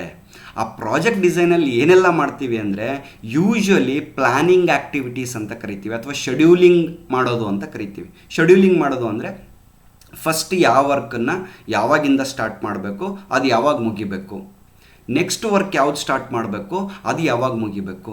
ಸೊ ಟೋಟಲ್ ನಾನು ಈ ಪ್ರಾಜೆಕ್ಟ್ಗೆ ಎಷ್ಟು ದಿನ ತಗೊಳ್ತೀನಿ, ಎಷ್ಟು ರಿಸೋರ್ಸ್ಗಳು ಬೇಕಾಗುತ್ತೆ. ಸೊ ಈ ರೀತಿಯಾದಂಥ ಪ್ಲ್ಯಾನ್ ಮಾಡ್ತೀವಲ್ಲ, ಇದನ್ನು ಪ್ರಾಜೆಕ್ಟ್ ಡಿಸೈನ್ ಅಂತ ಕರಿತೀವಿ. ಸೊ ಈವನ್ ಸಾಫ್ಟ್ವೇರ್ ಕಂಪ್ನಿಗಳಲ್ಲೂ ಅಷ್ಟೇ, ಒಂದು ಸಾಫ್ಟ್ವೇರ್ನ ಡೆವಲಪ್ ಮಾಡೋದಕ್ಕಿಂತ ಮುಂಚೆ ಆ ಸಾಫ್ಟ್ವೇರ್ ಅಥವಾ ಆ ಪ್ರಾಜೆಕ್ಟ್ದು ಪೂರ್ತಿ ಡಿಸೈನ್ ಇರುತ್ತೆ. ಪೂರ್ತಿ ಡಿಸೈನ್ ಅಂತೇಳಿದರೆ ಮುಂಚೆನೇ ನಾವು ಕೋಡಿಂಗ್ ಮಾಡೋಕ್ಕೆ ಹೋಗಲ್ಲ, ಅಥವಾ ಮುಂಚೆನೇ ಟೆಸ್ಟಿಂಗ್ ಮಾಡೋದಕ್ಕೆ ಹೋಗೋದಿಲ್ಲ. ಮೊದಲು ಅದರ ರಿಕ್ವೈರ್ಮೆಂಟ್ಸ್ನೆಲ್ಲ ತಿಳ್ಕೊಂಡ್ಬಿಟ್ಟು ಅದಕ್ಕೊಂದು ಡಿಸೈನ್ ಮಾಡ್ತೀವಿ. ಏನೇ ತಪ್ಪುಗಳಾದರೆ ಡಿಸೈನಲ್ಲೇ ನಾವೇನು ಮಾಡ್ಬೋದು, ಆಲ್ಟ್ರೇಷನ್ ಮಾಡ್ಕೋಬೋದು. ಮತ್ತು ಆ ಪ್ರಾಜೆಕ್ಟ್ಸಿಗೆ ಎಷ್ಟು ಬಡ್ಜೆಟ್ ಬೇಕು, ಎಷ್ಟು ರಿಸೋರ್ಸ್ಗಳು ಬೇಕು ಈ ಪ್ರಾಜೆಕ್ಟ್ಗೆ, ಈ ಎಲ್ಲ ಪ್ಲಾನಿಂಗನ್ನು ಮಾಡ್ಕೊಳ್ಳೋದಕ್ಕೆ ಪ್ರಾಜೆಕ್ಟ್ ಡಿಸೈನ್ ಅಂತ ಕರಿತೀವಿ. So it includes finding of location, construction of buildings, procuring plants and machineries and execution of the production programme. ನೋಡಿ ಏನೇನೆಲ್ಲ ಆ್ಯಕ್ಟಿವಿಟೀಸ್ ಇರ್ತವೆ ಅಂತ ಒಂದು ಎಕ್ಸಾಂಪಲ್ ಕೊಟ್ಟಿದ್ದಾರೆ. ಇನ್ನು ಸಿವಿಲ್ ಮತ್ತು ಮೆಕ್ಯಾನಿಕಲ್ ರಿಲೇಟೆಡ್ ಪ್ರಾಜೆಕ್ಟ್ಸ್ಗಳಾದರೆ ನಾವು ಹೋಗ್ಬಿಟ್ಟು ಪ್ರಾಜೆಕ್ಟ್ನ ಎಲ್ಲಿ ಮಾಡಬೇಕು ಅಂತಕ್ಕಂಥ ಲೊಕೇಶನನ್ನು ಫೈಂಡ್ ಔಟ್ ಮಾಡೋದಿರ್ಬೋದು, ಕನ್ಸ್ಟ್ರಕ್ಷನ್ ಆಫ್ ಬಿಲ್ಡಿಂಗ್ಸ್ಗಳಿರ್ಬೋದು, ಆ್ಯಂಡ್ ಅದಕ್ಕೆ ಬೇಕಾದಂತಹ ಇಕ್ವಿಪ್ಮೆಂಟ್ಸ್ ಇರ್ಬೋದು, ಪ್ಲ್ಯಾಂಟ್ಸ್ಗಳಿರ್ಬೋದು, ಮಷಿನರೀಸ್ಗಳಿರ್ಬೋದು, ಅದನ್ನೆಲ್ಲ ಕೊಂಡ್ಕೊಳ್ಳೋದಿರ್ಬೋದು, and execution of the production programme. ಆಮೇಲೆ ಏನೋ ಒಂದು ಪ್ರೊಡಕ್ಷನ್ ಪ್ರಾಜೆಕ್ಟ್ ಆಗಿದ್ದರೆ ಅದನ್ನು ಎಕ್ಸಿಕ್ಯೂಟ್ ಮಾಡ್ತಕ್ಕಂಥದ್ದು ಇರ್ಬೋದು. ಈ ಎಲ್ಲ ಆ್ಯಕ್ಟಿವಿಟೀಸ್ಗಳನ್ನು ಪ್ಲ್ಯಾನ್ ಮಾಡೋದಕ್ಕೆ ಪ್ರಾಜೆಕ್ಟ್ ಡಿಸೈನ್ ಅಂತ ಕರಿತೀವಿ. ನೋಡಿ, ಕನ್ಫ್ಯೂಸ್ ಮಾಡ್ಕೋಬಾರ್ದು. ಪ್ರಾಜೆಕ್ಟ್ ಡಿಸೈನ್ಗೂ ನಾರ್ಮಲ್ ಡಿಸೈನ್ ಅಂತ ಇರುತ್ತೆ. ಈಗ ಯಾವುದೋ ಒಂದು ಟೂಲ್ನ ಡೆವಲಪ್ ಮಾಡಬೇಕು ಅಂತಾದರೆ ಮೆಕ್ಯಾನಿಕಲ್ ಇಂಜಿನಿಯರ್ಸ್ಗಳು ಆ ಟೂಲ್ ಹೇಗಿರಬೇಕು ಅಂತೇಳಿ ಕ್ಯಾಡಲ್ಲಿ ಡಿಸೈನ್ ಮಾಡ್ತಾರೆ. We are not talking about that is also design. But ನಾವಿಲ್ಲಿ ಮಾತಾಡ್ತಿರೋದೇನು, ಪ್ರಾಜೆಕ್ಟ್ ಡಿಸೈನ್ ಅಂದರೆ ಹೋಲ್ ಈ ಕಂಪ್ಲೀಟ್ ಪ್ರಾಜೆಕ್ಟ್ನ ಮುಗಿಸ್ಲಿಕ್ಕೆ ಏನೆಲ್ಲ ಸ್ಟೆಪ್ಸ್ಗಳು ಬರ್ತವೆ, ಏನೆಲ್ಲ ಆ್ಯಕ್ಟಿವಿಟೀಸ್ಗಳು ಬರ್ತವೆ, ಅದರ ಶೆಡ್ಯೂಲ್ ಏನೇನು, ರಿಸೋರ್ಸ್ಗಳೇನೇನು, that is called as project design friends. ಇಲ್ಲೊಂದು ಎಕ್ಸಾಂಪಲ್ ಕೊಟ್ಟಿದ್ದೀವಿ, example of testing process design ಅಂತೇಳಿ. ನಮ್ಮ ಸಾಫ್ಟ್ವೇರ್ ಡೆವಲಪ್ಮೆಂಟ್ ಆದಮೇಲೆ ಟೆಸ್ಟಿಂಗ್ ಮಾಡ್ತಕ್ಕಂಥದ್ದು ಇರುತ್ತೆ. ಆ ಟೆಸ್ಟಿಂಗ್ ಮಾಡೋದಕ್ಕೇ ಒಂದು ಬೇರೆ ಟೀಮ್ ಇರುತ್ತೆ, ಟೆಸ್ಟಿಂಗ್ ಟೀಮ್ ಅಂತ ಇರುತ್ತೆ. ಅದಕ್ಕೊಬ್ಬ ಟೆಸ್ಟಿಂಗ್ ಮ್ಯಾನೇಜರ್ ಅಂತ ಇರ್ತಾನೆ. ಒಂದು ಪ್ರಾಡಕ್ಟ್ನ ಡೆವಲಪ್ ಮಾಡಿ ಆ ಟೆಸ್ಟಿಂಗ್ ಟೀಮಿಗೆ ಕೊಟ್ಟಾಗ ಅವರೊಂದು ಪ್ಲ್ಯಾನ್ ಮಾಡ್ಕೊಳ್ತಾರೆ. ಸೊ ಅದ್ರ ಪ್ರಾಜೆಕ್ಟ್ ಡಿಸೈನ್ ಅಂತ ಕರಿತೀವಿ. ಆ ಪ್ಲಾನ್ ಏನಂತ ಕರಿಬೋದು, ನಾನು ಪ್ರಾಜೆಕ್ಟ್ ಡಿಸೈನ್ ಅಂತ ಕರಿಬೋದು. ಆ ಡಿಸೈನ್ ಹೇಗಿರುತ್ತೆ ಅಂತೇಳಿ ಇಲ್ಲಿ ತೋರಿಸ್ತಾ ಇದ್ದೀವಿ. ಈ ಎಕ್ಸಾಂಪಲ್ ನೋಡಿದರೆ ನಿಮಗೊಂದು ಐಡಿಯಾ ಬರುತ್ತೆ. ಏನು, ಟೆಸ್ಟಿಂಗ್ ಮಾಡುವಾಗ create test cases, that is the first activity. ನಾನು ಟೆಸ್ಟಿಂಗ್ ಮಾಡೋದಕ್ಕಿಂತ ಮುಂಚೆ ಟೆಸ್ಟ್ ಕೇಸಸ್ಗಳನ್ನು ಕ್ರಿಯೇಟ್ ಮಾಡ್ಕೋಬೇಕು. ಆಮೇಲೆ ಟೆಸ್ಟ್ ಸ್ಕ್ರಿಪ್ಟ್ಗಳನ್ನು ಕ್ರಿಯೇಟ್ ಮಾಡ್ಕೋಬೇಕು. So that is the optional, ಬೇಕಾದ್ರೆ ಟೆಸ್ಟ್ ಸ್ಕ್ರಿಪ್ಟ್ಗಳು ಇಲ್ಲದೇನೂ ಮಾಡ್ಬೋದು. And add test script to the test cases. Test ಸ್ಕ್ರಿಪ್ಟ್ಗಳಿದ್ದರೆ ಅವುಗಳನ್ನು ಟೆಸ್ಟ್ ಕೇಸಸ್ಗೆ ಆ್ಯಡ್ ಮಾಡ್ತಕ್ಕಂಥದ್ದು ಇರ್ಬೋದು. And add test cases to the test plan ಅಂತ ಒಂದು ಆ್ಯಕ್ಟಿವಿಟಿ ಬರುತ್ತೆ. ಅದಾದಮೇಲೆ ಕ್ರಿಯೇಟ್ ಟೆಸ್ಟ್ ಸ್ಯೂಟ್ ಅಂತ ಕರಿತೀವಿ. ಸೊ ಅದಾದಮೇಲೆ ನಮಗೆ ಅನೇಕ ಸ್ಟೆಪ್ಸ್ಗಳಿದ್ದಾವೆ. Add existing test cases to the test suite, create test suite execution records, and then run the test suite execution records and analyse the execution results. ನೋಡಿ, testing ಮಾಡೋದು ಅಂತ ಹೇಳ್ಬಿಟ್ರೆ ಡೈರೆಕ್ಟಾಗಿ ಹೋಗ್ಬಿಟ್ಟು ವಿತೌಟ್ ಎನಿ ಪ್ಲ್ಯಾನ್ ಮಾಡಲ್ಲ. ಇಷ್ಟೊಂದೆಲ್ಲ ಸ್ಟೆಪ್ಸ್ಗಳಿರ್ತವೆ, ಒಂದಾದ್ಮೇಲೆ ಒಂದು ಮುಗಿಬೇಕು. ಆಮೇಲೆ ಪ್ರತಿಯೊಂದು ಸ್ಟೆಪ್ಗೂ ಕೂಡ ನಾನು ಏನು ಮಾಡಿರ್ತೀನಿ, ಟೈಮು ಮತ್ತು ರಿಸೋರ್ಸ್ಗಳನ್ನು ಅಲೋಕೇಟ್ ಮಾಡಿರ್ತೀನಿ. ಸೊ ಈ ರೀತಿಯಾಗಿ ನಾನು ಒಂದು ಪ್ರಾಜೆಕ್ಟ್ ಡಿಸೈನನ್ನು ತಯಾರು ಮಾಡ್ಕೊಳ್ತೀವಿ ಅಂತಕ್ಕಂಥದ್ದು. ನೀವು ಡಿಫ್ರೆಂಟ್ ಬ್ಯಾಕ್ಗ್ರೌಂಡಿಂದ ಬಂದಿರ್ತೀರ, ಒಂದು ಇಮ್ಯಾಜಿನೇಷನ್ ಮಾಡ್ಕೊಳ್ಳಿ. ನಿಮಗೆಲ್ಲ ಒಂದು ಜನರಲ್ಲಾಗಿ ಒಂದು ಪ್ರಾಜೆಕ್ಟ್ನ ಎಕ್ಸ್ಪ್ಲೇನ್ ಮಾಡೋದು ಅಂತೇಳಿದರೆ, ಸದ್ಯಕ್ಕೆ ನಾವೊಂದು ಕಾಲೇಜ್ ಈವೆಂಟನ್ನು ಆರ್ಗನೈಸ್ ಮಾಡ್ತಕ್ಕಂಥದ್ದನ್ನು ಪ್ರಾಜೆಕ್ಟ್ ಅಂತ ಅಂದ್ಕೊಳ್ಳೋಣ. ಒಂದು ಕಾಲೇಜ್ ಆನ್ಯುವಲ್ ಡೇನ ಮಾಡಬೇಕು ಅಂತ ತಿಳ್ಕೊಳ್ಳಿ. ಆ ಆನ್ಯುವಲ್ ಡೇ ಮಾಡುವಾಗ ನೀವು ಇಮ್ಯಾಜಿನ್ ಮಾಡ್ಕೊಳ್ತಾ ಹೋಗಿ ಪ್ರಾಜೆಕ್ಟ್ ಟೀಮ್ ಅಂದರೆ ಏನು, ಏನೆಲ್ಲ ಟೀಮ್ಗಳು ಬರ್ತವೆ. ಆ್ಯಂಡ್ ದೆನ್ ಪ್ರಾಜೆಕ್ಟ್ ಟೀಮ್ ಆದಮೇಲೆ ಪ್ರಾಜೆಕ್ಟ್ ಡಿಸೈನ್ ಅಂದರೆ ಏನು. ಒಂದು ಆನ್ಯುವಲ್ ಡೇನ ಮಾಡುವಾಗ ನೀವು ಯಾವ ರೀತಿ ಡಿಸೈನ್ ಮಾಡ್ತೀರಾ, ಫಸ್ಟ್ ನೀವು ಕೂಡ ಡಿಫ್ರೆಂಟ್ ಆ್ಯಕ್ಟಿವಿಟೀಸ್ನ ಪ್ಲ್ಯಾನ್ ಮಾಡ್ಕೊಳ್ತೀರ ತಾನೆ. ಸೊ ನಾನು ಯಾವಾಗಿಂದ ಪ್ರಿಪ್ರೇಷನ್ ಸ್ಟಾರ್ಟ್ ಮಾಡಬೇಕು, ಇನ್ವಿಟೇಷನ್ ಯಾವಾಗ ಮಾಡಬೇಕು, ಅದಕ್ಕೊಂದು ಟೀಮ್ ಮಾಡ್ತೀರಾ. ಆ್ಯಂಡ್ ಫುಡ್ ಕಮಿಟಿ, ಫುಡ್ ಮಾಡೋದಕ್ಕೆ ಅಂದರೆ ಫುಡ್ನ ಆರ್ಗನೈಸ್ ಮಾಡಲಿಕ್ಕೆ ಒಂದು ಕಮಿಟಿ ಅಂತ ಮಾಡ್ತೀರಾ. So and then welcome committee ಇರ್ಬೋದು. ಸೊ ಈ ಗೆಸ್ಟ್ಗಳನ್ನು ವೆಲ್ಕಮ್ ಮಾಡೋದಿರ್ಬೋದು, ಆಮೇಲೆ ಡೆಕೋರೇಷನ್ ಕಮಿಟಿ ಇರ್ಬೋದು, ಡಿಸಿಪ್ಲಿನ್ ಕಮಿಟಿ ಇರ್ಬೋದು, ಆ್ಯಂಡ್ ದೆನ್ ಡಿಫ್ರೆಂಟ್ ಕಮಿಟೀಸ್ಗಳಿರ್ತಾವಲ್ವ. ಸೊ ಈ ಥರ ನೀವು ಕೂಡ ಏನು ಮಾಡ್ತಾ ಬರ್ತೀರಾ, ಡಿಸೈನ್ ಮಾಡ್ಕೊಳ್ತಾ ಬರ್ತೀರಾ, ಯಾವ್ಯಾವ ಕೆಲಸ ಯಾವಾಗ ಮಾಡಬೇಕು ಅಂತೇಳಿ. That it self is called as A project design ಅಂತ ಕರಿತೀವಿ. Next, uses of project design. ಯಾಕೆ ಡಿಸೈನ್ನ ಮಾಡಬೇಕು? ಡೈರೆಕ್ಟಾಗಿ ನಾನು ಪ್ರಾಜೆಕ್ಟ್ ಸ್ಟಾರ್ಟ್ ಮಾಡಿದರೆ ಆಗಲ್ವಾ? ಯಾಕೆ ಪ್ರಾಜೆಕ್ಟ್ನ ಡಿಸೈನ್ ಮಾಡಬೇಕು? ಒಂದು ಸಲ ಯೋಚನೆ ಮಾಡಿ, ಡಿಸೈನ್ ಮಾಡೋದ್ರಿಂದ ಏನು ಉಪಯೋಗ ಅಥವಾ ಪ್ಲ್ಯಾನಿಂಗ್ ಮಾಡೋದ್ರಿಂದ ಏನು ಉಪಯೋಗ ಅಂತ. ಒಂದು ಮನೆ ಕಟ್ಟಲಿಕ್ಕೆ ಹೊರಡ್ತೀರಾ, ನಾನು ಹೋಗ್ಬಿಟ್ಟು ಡೈರೆಕ್ಟಾಗಿ ಮನೆ ಸ್ಟಾರ್ಟ್ ಮಾಡ್ತೀನಿ, ಮನೆ ಅರ್ಧ ಆಗಿರುತ್ತೆ, ಅದಾದಮೇಲೆ ನನಗೇನು ಅನಿಸುತ್ತೆ, ನನಗೆ ರೂಮ್ ಇಲ್ಲಿ ಬರಬೇಕಾಗಿತ್ತು, ಕಿಚನ್ ಇಲ್ಲಿ ಬರಬೇಕಾಗಿತ್ತು ಅಂತೇಳಿ ನಾನೇನಾದ್ರೂ ಅಂದ್ಕೊಂಡ್ರೆ, ಆಗ ನಾನೇನಾದರೂ ಅದನ್ನು ರಿವರ್ಸ್ ಮಾಡೋಕ್ಕಾಗತ್ತಾ? ಎಷ್ಟು ವೇಸ್ಟೇಜ್ ಆಗುತ್ತೆ. ನಮ್ಮ ಇನ್ವೆಸ್ಟ್ ಮಾಡಿರೋ ಮನಿ ಇರ್ಬೋದು, ಅಥವಾ ನಾವು ಇನ್ವೆಸ್ಟ್ ಮಾಡಿರೋ ಟೈಮ್ ಇರ್ಬೋದು, ಇದೆಲ್ಲ ವೇಸ್ಟ್ ಆಗುತ್ತಲ್ವ. ಸೊ ಹಾಗಾಗಿ ಮುಂಚೆನೇ ನಾನೊಂದು ಡಿಸೈನ್ ಅಂತ ಮಾಡಿಕೊಂಡ್ರೆ, ಒಂದು ಪ್ಲ್ಯಾನ್ ಅಂತ ಮಾಡಿದರೆ, ಅದರಲ್ಲಿ ಏನೇ ಕರೆಕ್ಷನ್ಸ್ ಇದ್ದರೂ ಮಾಡ್ಬೋದು. ಅದು ನಿಮ್ಮ ಮನಿಯನ್ನು ಲಾಸ್ ಮಾಡೋದಿಲ್ಲ, ನಿಮ್ಮ ಟೈಮನ್ನು ಲಾಸ್ ಮಾಡೋದಿಲ್ಲ. ವಿತ್ ಮಿನಿಮಮ್ ಎಫರ್ಟ್ ನಿಮಗೆ ನಿಮ್ಮ ಪ್ರಾಡಕ್ಟ್ ಹೇಗೆ ಬರುತ್ತೆ ಅಂತಕ್ಕಂಥ ಫುಲ್ ಪ್ಲ್ಯಾನ್ ನಿಮ್ಮ ಕೈಯಲ್ಲಿರುತ್ತಲ್ವ. So that is the main use of project design. ಹಾಗಾಗಿ ಎಲ್ಲ ಪ್ರಾಜೆಕ್ಟ್ಸ್ಗಳಲ್ಲೂ ಕೂಡ ಒಂದು ಪ್ರಾಜೆಕ್ಟ್ ಪ್ಲ್ಯಾನಿಂಗ್ ಅಥವಾ ಡಿಸೈನನ್ನು ರೆಡಿ ಇಟ್ಕೊಳ್ಬೇಕು ಅಂತೇಳಿ. ಸೊ ಏನೆಲ್ಲ ಯೂಸಸ್ಗಳಿದ್ದಾವೆ ಅಂತ ಇಲ್ಲಿ ನೋಡೋದಾದರೆ, it gives A idea about the entire project. ನಾವೇನಂತ ಕರಿತೀವಿ, ಈ ನಮ್ಮ ಫುಲ್ ಪ್ರಾಜೆಕ್ಟ್ದು ಒಂದು ಐಡಿಯಾನ ಕೊಡುತ್ತೆ ಇದು ಅಂತ, ಓಕೆನಾ. It gives idea about the time schedule within which it has to be completed. ನೋಡಿ, ಯಾವಾಗ ನಮ್ಮ ಪ್ರಾಜೆಕ್ಟ್ ಮುಗಿಬೇಕು ಅಂತಕ್ಕಂಥ ಒಂದು ಶೆಡ್ಯೂಲನ್ನು ಕೂಡ ಇದು ಕೊಡುತ್ತೆ. ಯಾವಾಗ ಏನೇನೆಲ್ಲ ಆ್ಯಕ್ಟಿವಿಟೀಸ್ಗಳು ಮುಗಿಬೇಕು, ಯಾವಾಗ ಕಂಪ್ಲೀಟ್ ಪ್ರಾಜೆಕ್ಟ್ ಮುಗಿಬೇಕು ಅನ್ನೋ ಒಂದು ಚಿತ್ರಣವನ್ನು ಕೊಡುತ್ತೆ. It is a diagrammatic representation of the work plan. Design ಅನ್ನೋದೇನು, ಪ್ರಾಜೆಕ್ಟ್ ಡಿಸೈನ್ ಅನ್ನೋದೇನು, ಡಯಾಗ್ರಾಮೆಟಿಕಲಿ ನಾವು ಬರೆದಿರ್ತೀವಿ. ಸೊ ಸ್ಟೆಪ್ಸ್ಗಳು ನಾನೀಗ ಹಿಂದಿನ ಸ್ಲೈಡಲ್ಲಿ ತೋರಿಸಿದೆ ನಿಮಗೆ, ಯಾವ ರೀತಿ ಒಂದು ವರ್ಕ್ ಫ್ಲೋ ಡಯಾಗ್ರಾಮ್ನ ಬರೆದಿದ್ದಾರೆ ಅಂತೇಳಿ. It is a diagrammatic representation. All activities of the projects are arranged in sequence. That is important. ಒಂದು ಸೀಕ್ವೆನ್ಸ್ ಆಗಿ ಅರೇಂಜ್ ಮಾಡಿರ್ತೀವಿ. ಫಸ್ಟ್ ಯಾವ ಆ್ಯಕ್ಟಿವಿಟಿ ಆಗಬೇಕು, ಸೆಕೆಂಡ್ ಯಾವ ಆ್ಯಕ್ಟಿವಿಟಿ ಆಗಬೇಕು, ಲಾಸ್ಟಿಗೆ ಯಾವ ಆ್ಯಕ್ಟಿವಿಟಿ ಆಗಬೇಕು, ಅದೇ ಥರ ನಾವು ಏನು ಮಾಡ್ತಾ ಹೋಗ್ಬೋದು, ಎಕ್ಸಿಕ್ಯೂಟ್ ಮಾಡ್ತಾ ಹೋಗ್ಬೋದು ಪ್ರಾಜೆಕ್ಟ್ನ. It helps to identify order of events for successful completion of the project. It also shows the order in which we have to complete the activities, and it acts as an effective tool for planning and implementation of a project. ಇದು design ಅಂತಕ್ಕಂಥದ್ದು ಒಂದು tool. ನಮ್ಮ plan ಎಲ್ಲ ಅದರೊಳಗಡೆ ಇರುತ್ತೆ. ಅದನ್ನು ನೋಡಿಕೊಂಡು ನಾನು ಏನು ಮಾಡ್ತಾ ಹೋಗ್ಬೋದು, ಇಂಪ್ಲಿಮೆಂಟೇಷನನ್ನು ಮಾಡ್ತಾ ಹೋಗ್ಬೋದು. ನಿಮ್ಮ ಎಲ್ಲ ನೋಡಿ, ಪ್ರಾಜೆಕ್ಟ್ ಡಿಸೈನ್ ಮಾಡೋರಿಗೆ ತುಂಬ ಬೆಲೆ ಜಾಸ್ತಿ. ಅದನ್ನು ಎಕ್ಸಿಕ್ಯೂಟ್ ಮಾಡೋರಿಗಿಂತ ಯಾರು ಡಿಸೈನ್ ಮಾಡ್ತಾರೆ ಅವ್ರಿಗೆ ತುಂಬ ವ್ಯಾಲ್ಯೂ ಇರುತ್ತೆ. ಕಂಪ್ನಿಗಳಲ್ಲಿ ಒಂದು ಅಪಾರ್ಟ್ಮೆಂಟ್ ಕಟ್ತಾ ಇದ್ದಾರೆ ಅಂತ ಆದರೆ, ಅದನ್ನು ಯಾರು ಡಿಸೈನ್ ಮಾಡಿಕೊಟ್ಟಿರ್ತಾರಲ್ಲ, ಈ should have very good knowledge. ಅವನಿಗೆ ತುಂಬ ನಾಲೆಡ್ಜ್ ಬೇಕಾಗಿರುತ್ತೆ. ಅವನು ತುಂಬ ಚೆನ್ನಾಗಿ ನಾಲೆಡ್ಜ್ ಇತ್ತು ಅಂದರೆ ಮಾತ್ರ ಕಡಿಮೆ ಕಾಸ್ಟಲ್ಲಿ ಒಂದು ಪ್ರಾಡಕ್ಟ್ ಹೊರಗೆ ಬರುತ್ತೆ. ಡಿಸೈನೇ ಸರಿ ಇಲ್ಲ ಅಂತೇಳಿದರೆ the project will take more time and more effort. ಹಾಗಾಗಿ ಆ ಡಿಸೈನ್ನ ಚೆನ್ನಾಗಿ ಆಗಿಬಿಟ್ರೆ ಅದನ್ನ ಇಟ್ಕೊಂಡು ಎಕ್ಸಿಕ್ಯೂಟ್ ಮಾಡ್ತಕ್ಕಂಥ ಇಂಜಿನಿಯರ್ಸ್ಗಳೇನು ಅದನ್ನು ನೋಡ್ತಾ ನೋಡ್ತಾ ನೋಡ್ತಾ ಎಕ್ಸಿಕ್ಯೂಟ್ ಮಾಡ್ತಾ ಹೋಗ್ತಾರೆ ಅಷ್ಟೇ. ಸೊ ಇಷ್ಟು ಯೂಸಸ್ಗಳಿದ್ದಾವೆ ಪ್ರಾಜೆಕ್ಟ್ ಡಿಸೈನಲ್ಲಿ. ನೆಕ್ಸ್ಟ್, ನಾವು ಆಗಲೇ ಮಾತಾಡ್ತಾ ಇದ್ವಿ ವರ್ಕ್ ಬ್ರೇಕ್ ಡೌನ್ ಸ್ಟ್ರಕ್ಚರ್ ಅಂತೇಳಿ. ಸೊ ಈ what is this work break down structure ಅಂದರೆ, ಪ್ರಾಜೆಕ್ಟ್ ಡಿಸೈನ್ ಮಾಡುವಾಗ ಅಥವಾ ಒಂದು ಪ್ರಾಜೆಕ್ಟ್ ಅಡ್ಮಿನಿಸ್ಟ್ರೇಷನನ್ನು ಮಾಡುವಾಗ ಕೆಲವು ಟೂಲ್ಸ್ಗಳನ್ನು ಯೂಸ್ ಮಾಡ್ತೀವಿ. ಆ ಟೂಲ್ಸ್ಗಳಲ್ಲಿ ಒಂದು ಟೂಲ್ ಯಾವುದು ಅಂದರೆ ವರ್ಕ್ ಬ್ರೇಕ್ ಡೌನ್ ಸ್ಟ್ರಕ್ಚರ್ ಅಂತಕ್ಕಂಥ ಟೂಲು. ಅದಲ್ಲದೆ ಇನ್ನೂ 2 ಟೂಲ್ಗಳಿದ್ದಾವೆ, ಅವನ್ನು ಕೂಡ ನಾವು ನೆಕ್ಸ್ಟ್ ನೋಡ್ತಾ ಹೋಗ್ತೀವಿ. ಸೊ ಹಾಗಾದರೆ ವರ್ಕ್ ಬ್ರೇಕ್ ಡೌನ್ ಸ್ಟ್ರಕ್ಚರ್ ಅಂದರೆ ಏನು? It is a technique which breaks down a work into its components and at the same time establishes the connection between the components. ನೋಡಿ, ಪ್ರಾಜೆಕ್ಟ್ ಅಂತಕ್ಕಂಥದ್ದು ಒಂದು broad concept. It has got so many activities and it is a very it will take more effort and time ಅಲ್ವಾ. So ಹಾಗಾಗಿ ಇದನ್ನು at a time ನಾನು execute ಮಾಡೋಕ್ಕೋಗಲ್ಲ.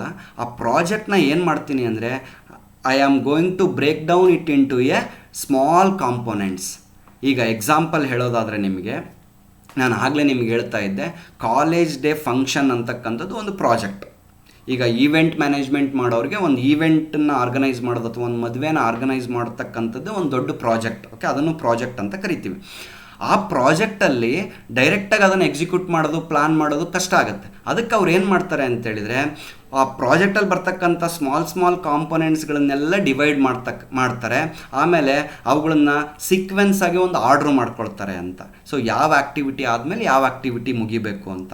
So ಆ sequence ಆಗಿ ಅಥವಾ ಸ್ಮಾಲ್ ಕಾಂಪೊನೆಂಟ್ಸ್ ಆಗಿ ಡಿವೈಡ್ ಮಾಡ್ತಕ್ಕಂಥ ಒಂದು ಟೆಕ್ನಿಕ್ಕಿಗೆ ಏನಂತ ಕರಿತೀವಿ, ವರ್ಕ್ ಬ್ರೇಕ್ ಡೌನ್ ಸ್ಟ್ರಕ್ಚರ್ ಅಂತ ಕರಿತೀವಿ. ಸೊ ಇದನ್ನು ಮಾಡೋದ್ರಿಂದ ಏನಾಗುತ್ತೆ ಅಂದರೆ ಎಫೆಕ್ಟಿವ್ ಪ್ಲ್ಯಾನಿಂಗ್ ಮಾಡ್ಬೋದು, ಆ ವರ್ಕನ್ನು ಸ್ಮಾಲರ್ ಕಾಂಪೊನೆಂಟ್ಸಾಗಿ ಡಿವೈಡ್ ಮಾಡ್ಬೋದು. ಆ ಸ್ಮಾಲರ್ ಕಾಂಪೊನೆಂಟ್ಸ್ನ ನೀಟಾಗಿ ರಿಸೋರ್ಸ್ಗಳನ್ನು ಅಲೋಕೇಟ್ ಮಾಡೋದ್ರ ಮೂಲಕ, ಬಡ್ಜೆಟನ್ನು ಅಲೋಕೇಟ್ ಮಾಡೋದ್ರ ಮೂಲಕ, ಸೊ ಎಫೆಕ್ಟಿವ್ ಆಗಿ ನಾವು ಅದನ್ನು ಮಾನಿಟ್ರ್ ಮಾಡೋದ್ರ ಮೂಲಕ ನಾನೇನು ಮಾಡ್ಬೋದು, ಕಂಪ್ಲೀಟ್ ಮಾಡ್ಬೋದು. ಎಕ್ಸಾಂಪಲ್, ಕಾಲೇಜ್ ಆ್ಯನ್ಯುವಲ್ ಡೇ ಫಂಕ್ಷನ್ನಲ್ಲಿ ನಾನು ಆಗಲೇ ಹೇಳಿದೆ, ಈ ಆ್ಯನ್ಯುವಲ್ ಡೇ ಫಂಕ್ಷನ್ ಅನ್ನೋದನ್ನು ನಾನು ಸ್ಮಾಲರ್ ಕಾಂಪೊನೆಂಟ್ಸಾಗಿ ಡಿವೈಡ್ ಮಾಡ್ತೀನಿ. ಫುಡ್ ಡಿಪಾರ್ಟ್ಮೆಂಟ್ ಇರ್ಬೋದು, ಆ್ಯಂಡ್ ಡೆಕೋರೇಷನ್ ಡಿಪಾರ್ಟ್ಮೆಂಟ್ ಅಥವಾ ಸ್ಟೇಜ್ ಡಿಪಾರ್ಟ್ಮೆಂಟ್ ಅಂತ ಕರಿತೀವಿ. ಆ್ಯಂಡ್ ಇನ್ನೊಂದು ಯಾವುದು, ಕಲ್ಚರಲ್ ಡಿಪಾರ್ಟ್ಮೆಂಟ್, ಕಲ್ಚರಲ್ ಪ್ರೋಗ್ರಾಮ್ಸ್ನ ನಡೆಸ್ಕೊಡ್ತಕ್ಕಂಥ ಡಿಪಾರ್ಟ್ಮೆಂಟ್ ಇರ್ಬೋದು.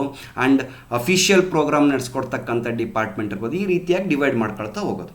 ಅದರಲ್ಲಿ ಮತ್ತೆ ಫುಡ್ ಡಿಪಾರ್ಟ್ಮೆಂಟಲ್ಲಿ ಮತ್ತೆ ಸ್ಮಾಲರ್ ಕಾಂಪೊನೆಂಟ್ಸಾಗಿ ಡಿವೈಡ್ ಮಾಡ್ತಾ ಹೋಗೋದು. ಸೊ ಯಾವ ಕೆಲಸ ಆದಮೇಲೆ ಯಾವ ಕೆಲಸ ಮಾಡಬೇಕು. ಈಗ ಡೆಕೋರೇಷನ್ ಟೀಮಲ್ಲೂ ಅಷ್ಟೇ, ಯಾವ ಕೆಲಸ ಆದಮೇಲೆ ಯಾವ ಕೆಲಸ ಮಾಡಬೇಕು. ಈ ರೀತಿ ಡಿವೈಡ್ ಮಾಡೋದ್ರಿಂದ ಏನು ಬೆನಿಫಿಟ್ ಆಗುತ್ತೆ, ಈ ಥರದ್ದು ಒಂದು ಚಿತ್ರ ಬರೆದು ಇಟ್ಬಿಟ್ರೆ, ನಾವು ಡಯಾಗ್ರಾಮೆಟಿಕಲ್ ಚಿತ್ರ ಬರೆದು ಇಟ್ಟರೆ ಅದನ್ನು ವರ್ಕ್ ಬ್ರೇಕ್ ಡೌನ್ ಸ್ಟ್ರಕ್ಚರ್ ಅಂತ ಕರಿತೀವಿ. ಇದನ್ನು ನೋಡ್ಕೊಂಬಿಟ್ಟು ನಾನು ಏನು ಮಾಡ್ಬೋದು, ಸ್ಮಾಲ್ ಕಾಂಪೊನೆಂಟ್ಸಿಗೆ ಯಾರ್ಯಾರು ಅದನ್ನು ಕೆಲಸ ಮಾಡಬೇಕು ಅಂತ ರಿಸೋರ್ಸ್ನ ಅಲೋಕೇಟ್ ಮಾಡ್ಬೋದು. ಆಮೇಲೆ ಎಷ್ಟು ಟೈಮಲ್ಲಿ ಮಾಡಬೇಕು ಅಂತೇಳಿ ಟೈಮ್ನ ಫಿಕ್ಸ್ ಮಾಡ್ಬೋದು. ಆಮೇಲೆ ಅದು ಕೆಲಸ ಆಯ್ತೋ ಇಲ್ಲೋ ಅಂತೇಳಿ ಮಾನಿಟ್ರ್ ಮಾಡ್ತಾ ಹೋಗ್ಬೋದು. So that's why work break down structure ಅಂತಕ್ಕಂಥದ್ದನ್ನು ತುಂಬ ಪ್ರಾಜೆಕ್ಟ್ಸ್ಗಳಲ್ಲಿ ಅಡ್ಮಿನಿಸ್ಟ್ರೇಷನ್ ಮಾಡ್ತಕ್ಕಂಥವ್ರು ಯೂಸ್ ಮಾಡ್ತಾರೆ. ಹಾಗಾಗಿ effective planning by dividing the work into manageable elements which can be planned, budgeted and controlled. ನಾನು ಆಗಲೇ ಹೇಳ್ದಂಗೆ ಈ ಸ್ಮಾಲರ್ ಕಾಂಪೊನೆಂಟ್ಸಾಗಿ ಡಿವೈಡ್ ಮಾಡೋದ್ರಿಂದ ಪ್ಲ್ಯಾನಿಂಗ್ ಈಸಿ ಆಗುತ್ತೆ, ಬಡ್ಜೆಟ್ ಕೊಡೋದಕ್ಕೆ ಈಸಿ ಆಗುತ್ತೆ, ಕಂಟ್ರೋಲ್ ಮಾಡೋದಕ್ಕೆ ಈಸಿ ಆಗುತ್ತೆ. ಸೊ ಈ ಬೆನಿಫಿಟನ್ನು ನೆನ್ಪಿಟ್ಕೊಳ್ಳಿ. ಈಗ ಒಂದು ಎಕ್ಸಾಂಪಲ್ ತೋರಿಸ್ತೀನಿ, ನಿಮಗೆ ನೀಟಾಗಿ ಅರ್ಥ ಆಗುತ್ತೆ. ನೋಡಿ, ಇಲ್ಲಿ ಒಂದು ಎಕ್ಸಾಂಪಲ್ ಕೊಟ್ಟಿದ್ದೀವಿ. College day event in a institution. ನಾನು ಆಗಲೇ ಎಕ್ಸ್ಪ್ಲೇನ್ ಮಾಡ್ತಕ್ಕಂಥ ಒಂದು ಕಾಲೇಜ್ ಡೇ ಈವೆಂಟ್ ಅಂತಕ್ಕಂಥ ಒಂದು ಪ್ರಾಜೆಕ್ಟ್ ಇದೆ. ಅದನ್ನು ನಾನು ಡಿವೈಡ್ ಮಾಡ್ಕೊಂಡಿದ್ದೀನಿ. ಲೆವೆಲ್ 2ದಲ್ಲಿ ಏನೇನಾಗಿ ಡಿವೈಡ್ ಮಾಡಿದ್ದೀನಿ, managing the student, faculties and guest. ಇದಕ್ಕೆ ಒಂದು ವರ್ಕ್ ಇದೆ, ಇದನ್ನು ಒಂದು ಟೀಮಿಗೆ ಅಸೈನ್ ಮಾಡ್ತೀನಿ.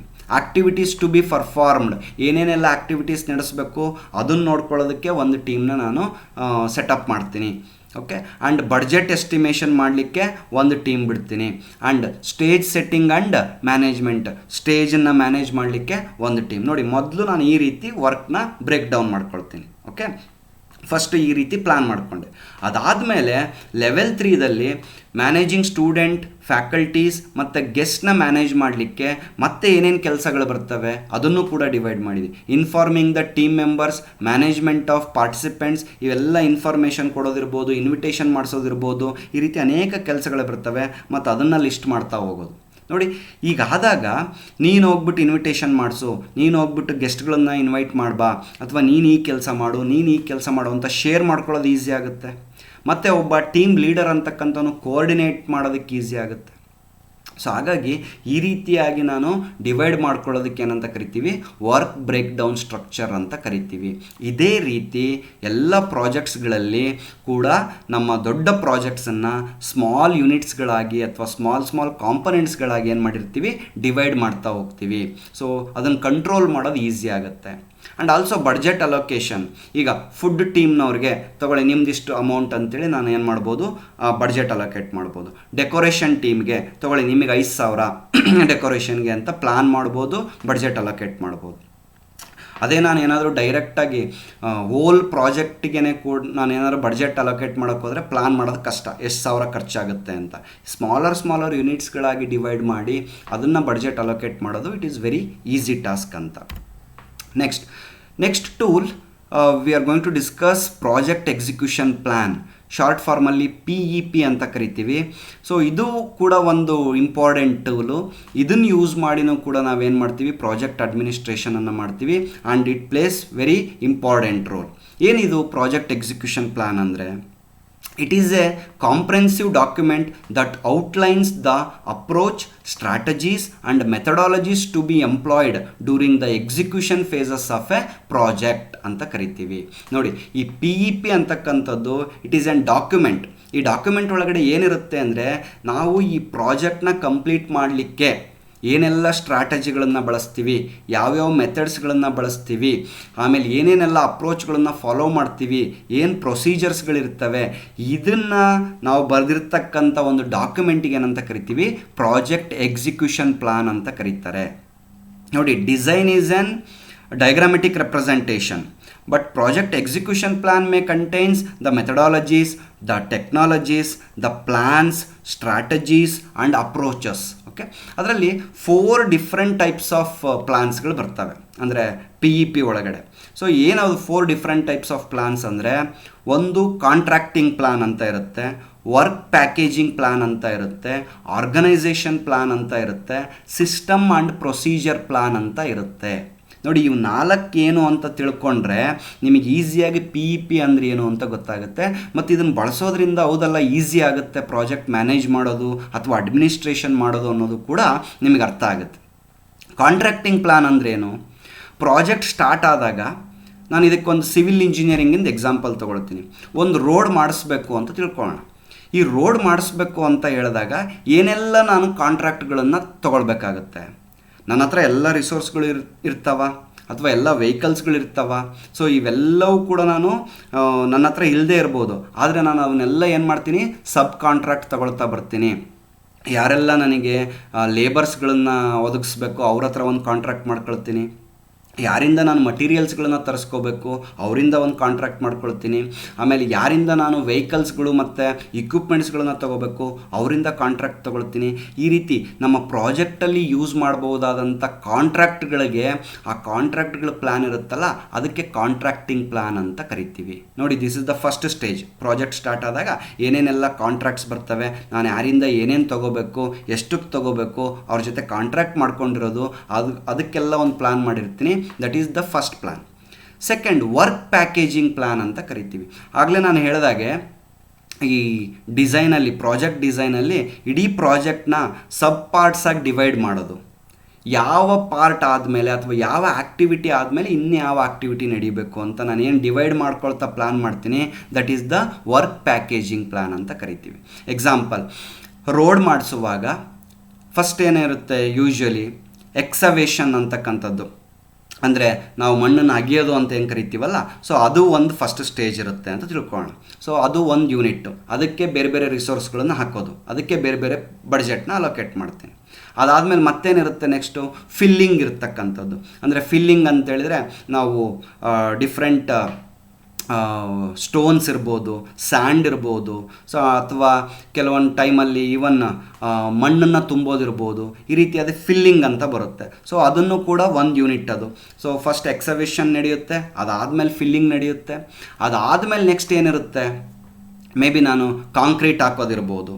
Okay, that is the next step. So ಈ ರೀತಿ ವರ್ಕನ್ನು ನಾನು ಡಿವೈಡ್ ಮಾಡ್ತಾ ಹೋಗ್ತೀನಲ್ಲ, that is work packaging plan ಅಂತ ಕರಿತೀವಿ. ಆ್ಯಂಡ್ ಆರ್ಗನೈಸೇಷನ್ ಪ್ಲ್ಯಾನ್ ಅಂತ ಇನ್ನೊಂದಿರುತ್ತೆ. ಏನಿದು ಆರ್ಗನೈಸೇಷನ್ ಪ್ಲ್ಯಾನ್ ಅಂದರೆ, ಈ ಪ್ರಾಜೆಕ್ಟ್ನ ಮಾಡಲಿಕ್ಕೆ ಏನೇನು ಆರ್ಗನೈಸೇಷನ್ ಇರಬೇಕು, ಯಾರ್ಯಾರೆಲ್ಲ ಇನ್ವಾಲ್ವ್ ಆಗಬೇಕಿದ್ರಲ್ಲಿ, ಅವ್ರ ಹೈರಾರ್ಕಿಗಳು ಏನೇನು, ಹೂ ಈಸ್ ದ CEO ಅಥವಾ who is the project manager, who is the team lead, who will be the developer, who will be the tester. ಈ ರೀತಿ ನಾನು ಆರ್ಗನೈಸೇಷನ್ ಅಂತೇಳಿದರೆ it is a group of people, ನಮ್ಮ ಪ್ರಾಜೆಕ್ಟಲ್ಲಿ involve ಆಗ್ತಕ್ಕಂಥ ಒಂದು team, ಮತ್ತು ಅವ್ರ ರೋಲ್ಸ್ ಆ್ಯಂಡ್ ರೆಸ್ಪಾನ್ಸಿಬಿಲಿಟೀಸ್ಗಳು, ಯಾರ್ಯಾರು ಏನೇನು ರೋಲ್ಸ್ಗಳನ್ನು ಮಾಡಬೇಕು ಅಂತಕ್ಕಂಥದ್ದು. ಸೊ ಇದನ್ನು ಒಂದು ಪ್ಲ್ಯಾನ್ ಮಾಡಿರ್ತೀನಲ್ಲ, ಇದಕ್ಕೆ ಆರ್ಗನೈಸೇಷನ್ ಪ್ಲ್ಯಾನ್ ಅಂತ ಕರಿತೀನಿ. And system and procedure plan, that is also very very important. ನೋಡಿ, ಕಾಂಟ್ರಾಕ್ಟ್ ಯಾರ್ಯಾರ ಹತ್ರ ತೊಗೊಳ್ಬೇಕು ಅನ್ನೋದನ್ನ ಪ್ಲ್ಯಾನ್ ಮಾಡ್ಕೊಂಡ್ವಿ. ವರ್ಕ್ನ ಯಾವ ರೀತಿ ಡಿವೈಡ್ ಮಾಡಬೇಕು, ಯಾವಾಗ ಮುಗಿಸ್ಬೇಕು ಅಂತಕ್ಕಂಥದ್ದು ಪ್ಲ್ಯಾನ್ ಮಾಡಿದ್ವಿ. ಆರ್ಗನೈಸೇಷನ್ ಯಾರೆಲ್ಲ ಪೀಪಲ್ ಇನ್ವಾಲ್ವ್ ಆಗಬೇಕು ಅನ್ನೋದನ್ನು ಪ್ಲ್ಯಾನ್ ಮಾಡಿದ್ದೀವಿ. ಮತ್ತು ಸಿಸ್ಟಮ್ ಆ್ಯಂಡ್ ಪ್ರೊಸೀಜರ್ ಪ್ಲ್ಯಾನ್ ಅಂದರೆ ಏನಿರುತ್ತೆ ಇಲ್ಲಿ, ಏನೇನು ಸಿಸ್ಟಮ್ಸ್ನ ಫಾಲೋ ಮಾಡಬೇಕು, ಪ್ರೊಸೀಜರ್ನ ಫಾಲೋ ಮಾಡಬೇಕು, ಯಾವ್ಯಾವ ಟೆಕ್ನಿಕ್ಸ್ನ ಯೂಸ್ ಮಾಡಬೇಕು, ಯಾವೆಲ್ಲ ಟೆಕ್ನಾಲಜಿನ ಯೂಸ್ ಮಾಡಬೇಕು, that is system and procedure plan. ನೋಡಿ, ಈ ಎಲ್ಲ ಪ್ಲಾನ್ಸ್ಗಳಿದ್ದರೆ ಇದನ್ನೇನಂತ ಕರಿತೀನಿ, ಪ್ರಾಜೆಕ್ಟ್ ಎಕ್ಸಿಕ್ಯೂಷನ್ ಪ್ಲಾನ್ ಅಂತ ಕರಿತೀನಿ. ಓಕೆನಾ? ಇದನ್ನೆಲ್ಲ ಪ್ಲಾನ್ ಇಟ್ಕೊಳ್ಳೋದ್ರಿಂದ ನನಗೆ ಪ್ರಾಜೆಕ್ಟ್ ಅಡ್ಮಿನಿಸ್ಟ್ರೇಷನ್ ಮಾಡೋದು ಈಸಿ ಆಗುತ್ತಾ, ಕಷ್ಟ ಆಗುತ್ತಾ? ಡೆಫಿನೆಟ್ಲಿ ಈಸಿ ಆಗುತ್ತೆ. ಅದನ್ನು ಕಂಟ್ರೋಲ್ ಮಾಡೋದು ಈಸಿ ಆಗುತ್ತೆ. ಅಸ್ಯೂಮ್ ದಟ್ ನೀವುಗಳು ಪ್ರಾಜೆಕ್ಟ್ ಅಡ್ಮಿನಿಸ್ಟ್ರೇಟರ್ಸ್ ಅಂತ ತಿಳ್ಕೊಳ್ಳಿ. ನೀವು ನಿಮ್ಮ ಪ್ರಾಜೆಕ್ಟ್ ಮ್ಯಾನೇಜರ್ ಎಲ್ಲ ಪ್ರಾಜೆಕ್ಟ್ನ ಅಗ್ರಿಮೆಂಟ್ ಮಾಡ್ಕೊಳ್ಳೋದಾಗಿರ್ಬೋದು, ಶೆಡ್ಯೂಲಿಂಗು, ಪ್ಲ್ಯಾನಿಂಗು ಎಲ್ಲ ಮಾಡಿಕೊಟ್ಟಿರ್ತಾರೆ. ಬಟ್ ನೀವು ಆ್ಯಕ್ಚುಲಿ ಆ್ಯಸ್ ಎ ಪ್ರಾಜೆಕ್ಟ್ ಅಡ್ಮಿನಿಸ್ಟ್ರೇಟರು ನೀವು ಅಲ್ಲಿ ಎಕ್ಸಿಕ್ಯೂಷನ್ ಮಾಡ್ತಕ್ಕಂಥದ್ದು, ಅಲ್ಲಿ ನೀವು ಆ ಪ್ಲಾನನ್ನು ಫಾಲೋ ಮಾಡಬೇಕಾಗಿರುತ್ತೆ. ಸೊ ಹಾಗಾಗಿ ಆ ಟೀಮ್ನೆಲ್ಲ ಮ್ಯಾನೇಜ್ ಮಾಡಬೇಕಾಗಿರುತ್ತೆ. ಆ ಟೀಮ್ಗಳ ನಡುವೆ ಕೋಆರ್ಡಿನೇಷನ್ನ ನೋಡ್ಕೊಳ್ಬೇಕಾಗುತ್ತೆ. ಸೊ ಇಷ್ಟೆಲ್ಲ ಕೆಲಸ ಅಡ್ಮಿನಿಸ್ಟ್ರೇಟರ್ಗಿರೋದ್ರಿಂದ ಈ plan work break down structure ಇರ್ಬೋದು, ಪ್ರಾಜೆಕ್ಟ್ ಎಕ್ಸಿಕ್ಯೂಷನ್ ಪ್ಲಾನ್ ಇರ್ಬೋದು, ಈ ರೀತಿಯಾದ ಟೂಲ್ಸ್ಗಳನ್ನು ಯೂಸ್ ಮಾಡೋದ್ರಿಂದ ಈಸಿ ಆಗುತ್ತೆ ಅಂತಕ್ಕಂಥದ್ದು. Next, the one more tool in the project administration is project procedure manual, PPM ಅಂತ ಕರಿತೀವಿ. ಪ್ರಾಜೆಕ್ಟ್ ಪ್ರೊಸೀಜರ್ ಮ್ಯಾನ್ಯುವಲ್ ಅಂತೇಳಿ. ಸೊ ಇದು ಏನಪ್ಪ ಅಂತೇಳಿದರೆ, it is a complete manual or it is a complete description of the project from the initial stage to the completion of the project. ಈ manual ಅಂತಕ್ಕಂಥದ್ದು project ಮ್ಯಾನೇಜರ್ಸ್ಗಿರ್ಬೋದು ಮತ್ತು project team ಮೆಂಬರ್ಸ್ಗಿರ್ಬೋದು ಒಂದು ರೀತಿ instruction ಅಥವಾ ಒಂದು ಗೈಡ್ಲೈನ್ಸ್ ಆಗಿ ಆ್ಯಕ್ಟ್ ಮಾಡುತ್ತೆ. ಯಾರ್ಯಾರು ಏನೇನು ಕೆಲಸ ಮಾಡಬೇಕು ಅದನ್ನು ನೋಡ್ಕೊಂಬಿಟ್ಟು ಕೆಲಸ ಮಾಡ್ತಾ ಹೋಗ್ತಾರೆ. ಅವ್ರವ್ರ ಡ್ಯೂಟೀಸ್ಗಳೇನೇನು ಅದನ್ನು ನೋಡ್ಕೊಂಬಿಟ್ಟು ಕೆಲಸ ಮಾಡ್ತಾ ಹೋಗ್ತಾರೆ. It is like A report. ನೀವು ಪ್ರಾಜೆಕ್ಟ್ ಪ್ರೊಸೀಜರ್ ಮ್ಯಾನ್ಯುವಲ್ ಅಂತೇಳಿದರೆ ಒಂದು ರಿಪೋರ್ಟ್ ಅಂತ ತಿಳ್ಕೊಳ್ಳಿ ಫಸ್ಟ್ಗೆ. ಓಕೆ, ಸೊ ಯೂಶ್ವಲಿ ಎಲ್ಲ ಪ್ರಾಜೆಕ್ಟ್ಸ್ಗಳಲ್ಲೂ ಫಸ್ಟ್ಗೆ ಒಂದು ಪ್ರಾಜೆಕ್ಟ್ ಪ್ರೊಸೀಜರ್ ಮ್ಯಾನ್ಯುವಲ್ ಅಂತ ಮಾಡಿರ್ತಾರೆ. ಈ ಮ್ಯಾನ್ಯುವಲಲ್ಲಿ ಏನೇನಿರುತ್ತೆ ಅಂತೇಳಿದರೆ, it gives a complete picture about the system. ನಮ್ಮ ಪ್ರಾಜೆಕ್ಟ್ನ ಕಂಪ್ಲೀಟ್ ಪಿಕ್ಚರ್ನ ಇದರಲ್ಲಿ ಬರೆದಿರ್ತೀವಿ. It is intended to guide the project managers. Usually project managers ಹತ್ರ ಇರುತ್ತೆ. ಅವರು ಅದನ್ನು ನೋಡಿಕೊಂಡು ಕೆಲಸ ಆಯಿತಾ ಅಥವಾ ಇನ್ನೆಷ್ಟು ಕೆಲಸ ಬಾಕಿ ಇದೆ, ಯಾರ್ಯಾರು ಏನೇನು ಕೆಲಸನ ಅಸೈನ್ ಮಾಡಬೇಕು, ನಾನು ಎಷ್ಟು ನಾವು ಡಿಲೇ ಆಗಿದ್ದೀವಿ, ಈ ಎಲ್ಲದೂ ಕೂಡ ಅದರಲ್ಲಿ ಗೊತ್ತಾಗ್ತಾ ಇರುತ್ತೆ ಈ ಮ್ಯಾನ್ಯುವಲ್ನ ಫಾಲೋ ಮಾಡೋದ್ರಿಂದ. It has to be prepared in such a way that the agencies are able to see their roles and mutual relationship in achieving the common goal. ನೋಡಿ, ಏಜೆನ್ಸೀಸ್ ಅಂತೇಳಿದರೆ ಡಿಫ್ರೆಂಟ್ ಗ್ರೂಪ್ ಆಫ್ ಪೀಪಲಲ್ಲಿ ಕೆಲಸ ಮಾಡ್ತಾ ಇರ್ತಾರೆ. ಅವರೆಲ್ಲ ಈ project procedure manual PPMನ್ನು ನೋಡೋದ್ರಿಂದ ಅವ್ರ ರೋಲ್ಸ್ಗಳೇನು, ಅವರು ಯಾರ ಜೊತೆ ಇಂಟ್ರ್ಯಾಕ್ಟ್ ಮಾಡಬೇಕು, ಸೊ ಅದೆಲ್ಲ ಚಿತ್ರಣ ಗೊತ್ತಾಗ್ತಾ ಹೋಗುತ್ತೆ. Next, it contains the instruction for handling the project in accordance with the terms of the contract. ಯಾವ ರೀತಿ ನಮಗೆ ಕಾಂಟ್ರಾಕ್ಟ್ ಆಗಿದೆ, ಯಾವ ರೀತಿ ಅಗ್ರಿಮೆಂಟ್ ಆಗಿದೆ, ಆ ರೀತಿ ನಾನು ಪ್ರಾಜೆಕ್ಟ್ನ ನನ್ನ ಕೆಲಸಗಳನ್ನು ಮಾಡ್ಕೊಳ್ತಾ ಹೋಗಲಿಕ್ಕೆ ಒಂದು ಇನ್ಸ್ಟ್ರಕ್ಷನ್ ಆಗಿದ್ದು PPM ಕೆಲಸ ಮಾಡುತ್ತೆ ಅಂತೇಳ್ಬಿಟ್ಟು. ಸೊ ಈ ರೀತಿ ಸ್ನೇಹಿತರೆ, ಈ 3 ಟೂಲ್ಸ್ನ ಯೂಸ್ ಮಾಡೋದ್ರ ಮೂಲಕ ವರ್ಕ್ ಬ್ರೇಕ್ ಡೌನ್ ಸ್ಟ್ರಕ್ಚರ್ ಇರ್ಬೋದು, ಆ್ಯಂಡ್ ಪ್ರಾಜೆಕ್ಟ್ ಎಕ್ಸಿಕ್ಯೂಷನ್ ಪ್ಲಾನ್ ಇರ್ಬೋದು, ಪ್ರಾಜೆಕ್ಟ್ ಪ್ರೊಸೀಜರ್ ಮ್ಯಾನ್ಯುವಲ್ ಇರ್ಬೋದು, ಈ 3 ಯೂಸ್ ಮಾಡೋದ್ರಿಂದ ಪ್ರಾಜೆಕ್ಟ್ ಅಡ್ಮಿನಿಸ್ಟ್ರೇಷನ್ ಅಂತಕ್ಕಂಥದ್ದು ಈಸಿ ಆಗುತ್ತೆ ಅಂತಕ್ಕಂಥದ್ದು. ನೋಡಿ, ಈ 3 ಇಂಪಾರ್ಟೆಂಟ್ ಕಾನ್ಸೆಪ್ಟ್ಸ್ ಇದ್ದಾವೆ. ಈ 3 ಟಾಪಿಕ್ ಮೇಲೆ ಕ್ವಶನ್ಸ್ಗಳು ಬರಲಿಕ್ಕೆ ತುಂಬ ಚಾನ್ಸ್ ಇದೆ. ಇವು 3 ತುಂಬ ಗಮನವಿಟ್ಟು ಅರ್ಥ ಮಾಡ್ಕೊಳ್ಳಿ. ನೆಕ್ಸ್ಟ್, ಇಷ್ಟು ಕಾನ್ಸೆಪ್ಟ್ಸ್ಗಳನ್ನ ನೋಡಿದ ಮೇಲೆ ಇವುಗಳ ಮೇಲೆ ಒಂದು ಯಾವ ರೀತಿ MCQ ಕ್ವಶನ್ಸ್ಗಳು ಈ ಸಲದ DCETನಲ್ಲಿ ಬರಬಹುದು ಅಂತಕ್ಕಂಥದ್ದನ್ನು ಡಿಸ್ಕಸ್ ಮಾಡೋಣ. ಈ MCQಸನ್ನು ತಪ್ಪದೆ ನೋಡಿ, ಯಾಕಂತೇಳಿದರೆ MCQಸ್ನ ಎಕ್ಸ್ಪ್ಲೇನ್ ಮಾಡುವಾಗ ಕಾನ್ಸೆಪ್ಟ್ಸ್ಗಳು ಇನ್ನೂ ತುಂಬ ಚೆನ್ನಾಗಿ ಅರ್ಥ ಆಗ್ತವೆ. ಆ ಅರ್ಥ ಮಾಡ್ಕೊಳ್ಳೋದಕ್ಕೋಸ್ಕರ MCQನ ಅಥವಾ ಈ ವಿಡಿಯೋದಲ್ಲಿ ನೋಡಬೇಕು. ನೀವು ಬೇರೆ ಮಟೀರಿಯಲ್ಸಲ್ಲಿ MCQಸ್ನ ಓದೋದು ಬೇರೆ, ಅಲ್ಲಿ ಓದ್ಬಿಟ್ಟು ಆನ್ಸರ್ ಇರುತ್ತೆ, ಅದನ್ನು ನೋಡ್ಕೊಳ್ತಾ ಹೋಗೋದು ಬೇರೆ, ಅದು ವರ್ಕೌಟ್ ಆಗುತ್ತೆ ಇಲ್ಲ ಗೊತ್ತಿಲ್ಲ. ಬಟ್ ಇಲ್ಲಿ ಇವೇ ಕ್ವಶನ್ಸ್ ಬರ್ತಾವೋ ಅಥವಾ ಇಲ್ವೋ, ಆದರೆ ಈ ಕ್ವಶನ್ಸನ್ನು ನೋಡೋದ್ರಿಂದ ಕಾನ್ಸೆಪ್ಟ್ ನೀಟಾಗಿ ಅರ್ಥ ಆಗುತ್ತೆ. ಕಾನ್ಸೆಪ್ಟ್ ನೀಟಾಗಿ ಅರ್ಥ ಆದರೆ ಯಾವುದೇ ರೀತಿ ಕ್ವಶನ್ಸ್ಗಳು ಕೊಟ್ಟರು ಕೂಡ ನೀವು ಅಟೆಂಡ್ ಮಾಡ್ಬೋದು. ಸೊ ಹಾಗಾದ್ರೆ ನೋಡೋಣ. First question, what is the primary responsibility of a project administrator? ನಮ್ಮ ಪ್ರಾಜೆಕ್ಟ್ ಅಡ್ಮಿನಿಸ್ಟ್ರೇಷನ್ ಮೇಲೆ ಕ್ವಶನ್ ಕೇಳಿದ್ದಾರೆ. Option A, developing project plans. Option B, executing project task. Providing administrative support, managing project risk ಅಂತ ಇದೆ. ಹಾಗಾದರೆ project administrator ಕೆಲಸ ಏನು ಅಥವಾ responsibility, primary responsibility ಏನು ನೋಡಿ. ಪ್ರಾಜೆಕ್ಟ್ ಪ್ಲ್ಯಾನ್ನ ಮಾಡೋದು ಪ್ರಾಜೆಕ್ಟ್ ಮ್ಯಾನೇಜರು, ಎಕ್ಸಿಕ್ಯೂಟಿಂಗ್ ಪ್ರಾಜೆಕ್ಟ್ ಟಾಸ್ಕ್ನ ಮಾಡೋದು ಪ್ರಾಜೆಕ್ಟ್ ಟೀಮ್ ಮೆಂಬರ್ಸ್ಗಳಿರ್ತಾರೆ, ಮ್ಯಾನೇಜಿಂಗ್ ಪ್ರಾಜೆಕ್ಟ್ ರಿಸ್ಕ್ ಏನಾದರೂ ಬಂದಾಗ ಅದನ್ನು ಮ್ಯಾನೇಜ್ ಮಾಡೋದು ಯೂಶಲಿ ಪ್ರಾಜೆಕ್ಟ್ ಮ್ಯಾನೇಜರ್ ಮಾಡ್ತಾರೆ. ಪ್ರೊವೈಡಿಂಗ್ ಅಡ್ಮಿನಿಸ್ಟ್ರೇಟಿವ್ ಸಪೋರ್ಟ್ ಅಂದರೆ ಪ್ರಾಜೆಕ್ಟ್ ಮ್ಯಾನೇಜರ್ ಇರ್ತಾರೆ, ಅವ್ರು ಏನೋ ಒಂದು ಪ್ಲ್ಯಾನ್ ಮಾಡಿರ್ತಾರೆ, ಆ ಪ್ಲ್ಯಾನ್ ಪ್ರಕಾರ ನೀವು ಅಲ್ಲಿ ನಿಂತ್ಕೊಂಡು ಕೆಲಸ ಮಾಡಿಸ್ತಕ್ಕಂಥದ್ದು ಆ ಟೀಮ್ ಮೆಂಬರ್ಸ್ ಜೊತೆ, ಅದನ್ನು ಪ್ರಾಜೆಕ್ಟ್ ಅಡ್ಮಿನಿಸ್ಟ್ರೇಷನ್ ಅಂತ ಕರಿತೀವಿ. So option C, providing administrative support. Second question ನೋಡೋದಾದರೆ, which of the following task is typically performed by a project administrator? ಯಾವ ಕೆಲಸವನ್ನು ಪ್ರಾಜೆಕ್ಟ್ ಅಡ್ಮಿನಿಸ್ಟ್ರೇಟರ್ ಮಾಡ್ತಾರೆ? First one, setting project objectives and goals. Definitely not. Objectives goals set ಮಾಡೋದು higher order officials ಮಾಡ್ತಾರೆ, may be the project manager involve ಆಗಿರ್ತಾರೆ. Monitoring project progress and performance, ಅದನ್ನು ಕೂಡ manager ನೋಡ್ಕೊಳ್ತಾರೆ.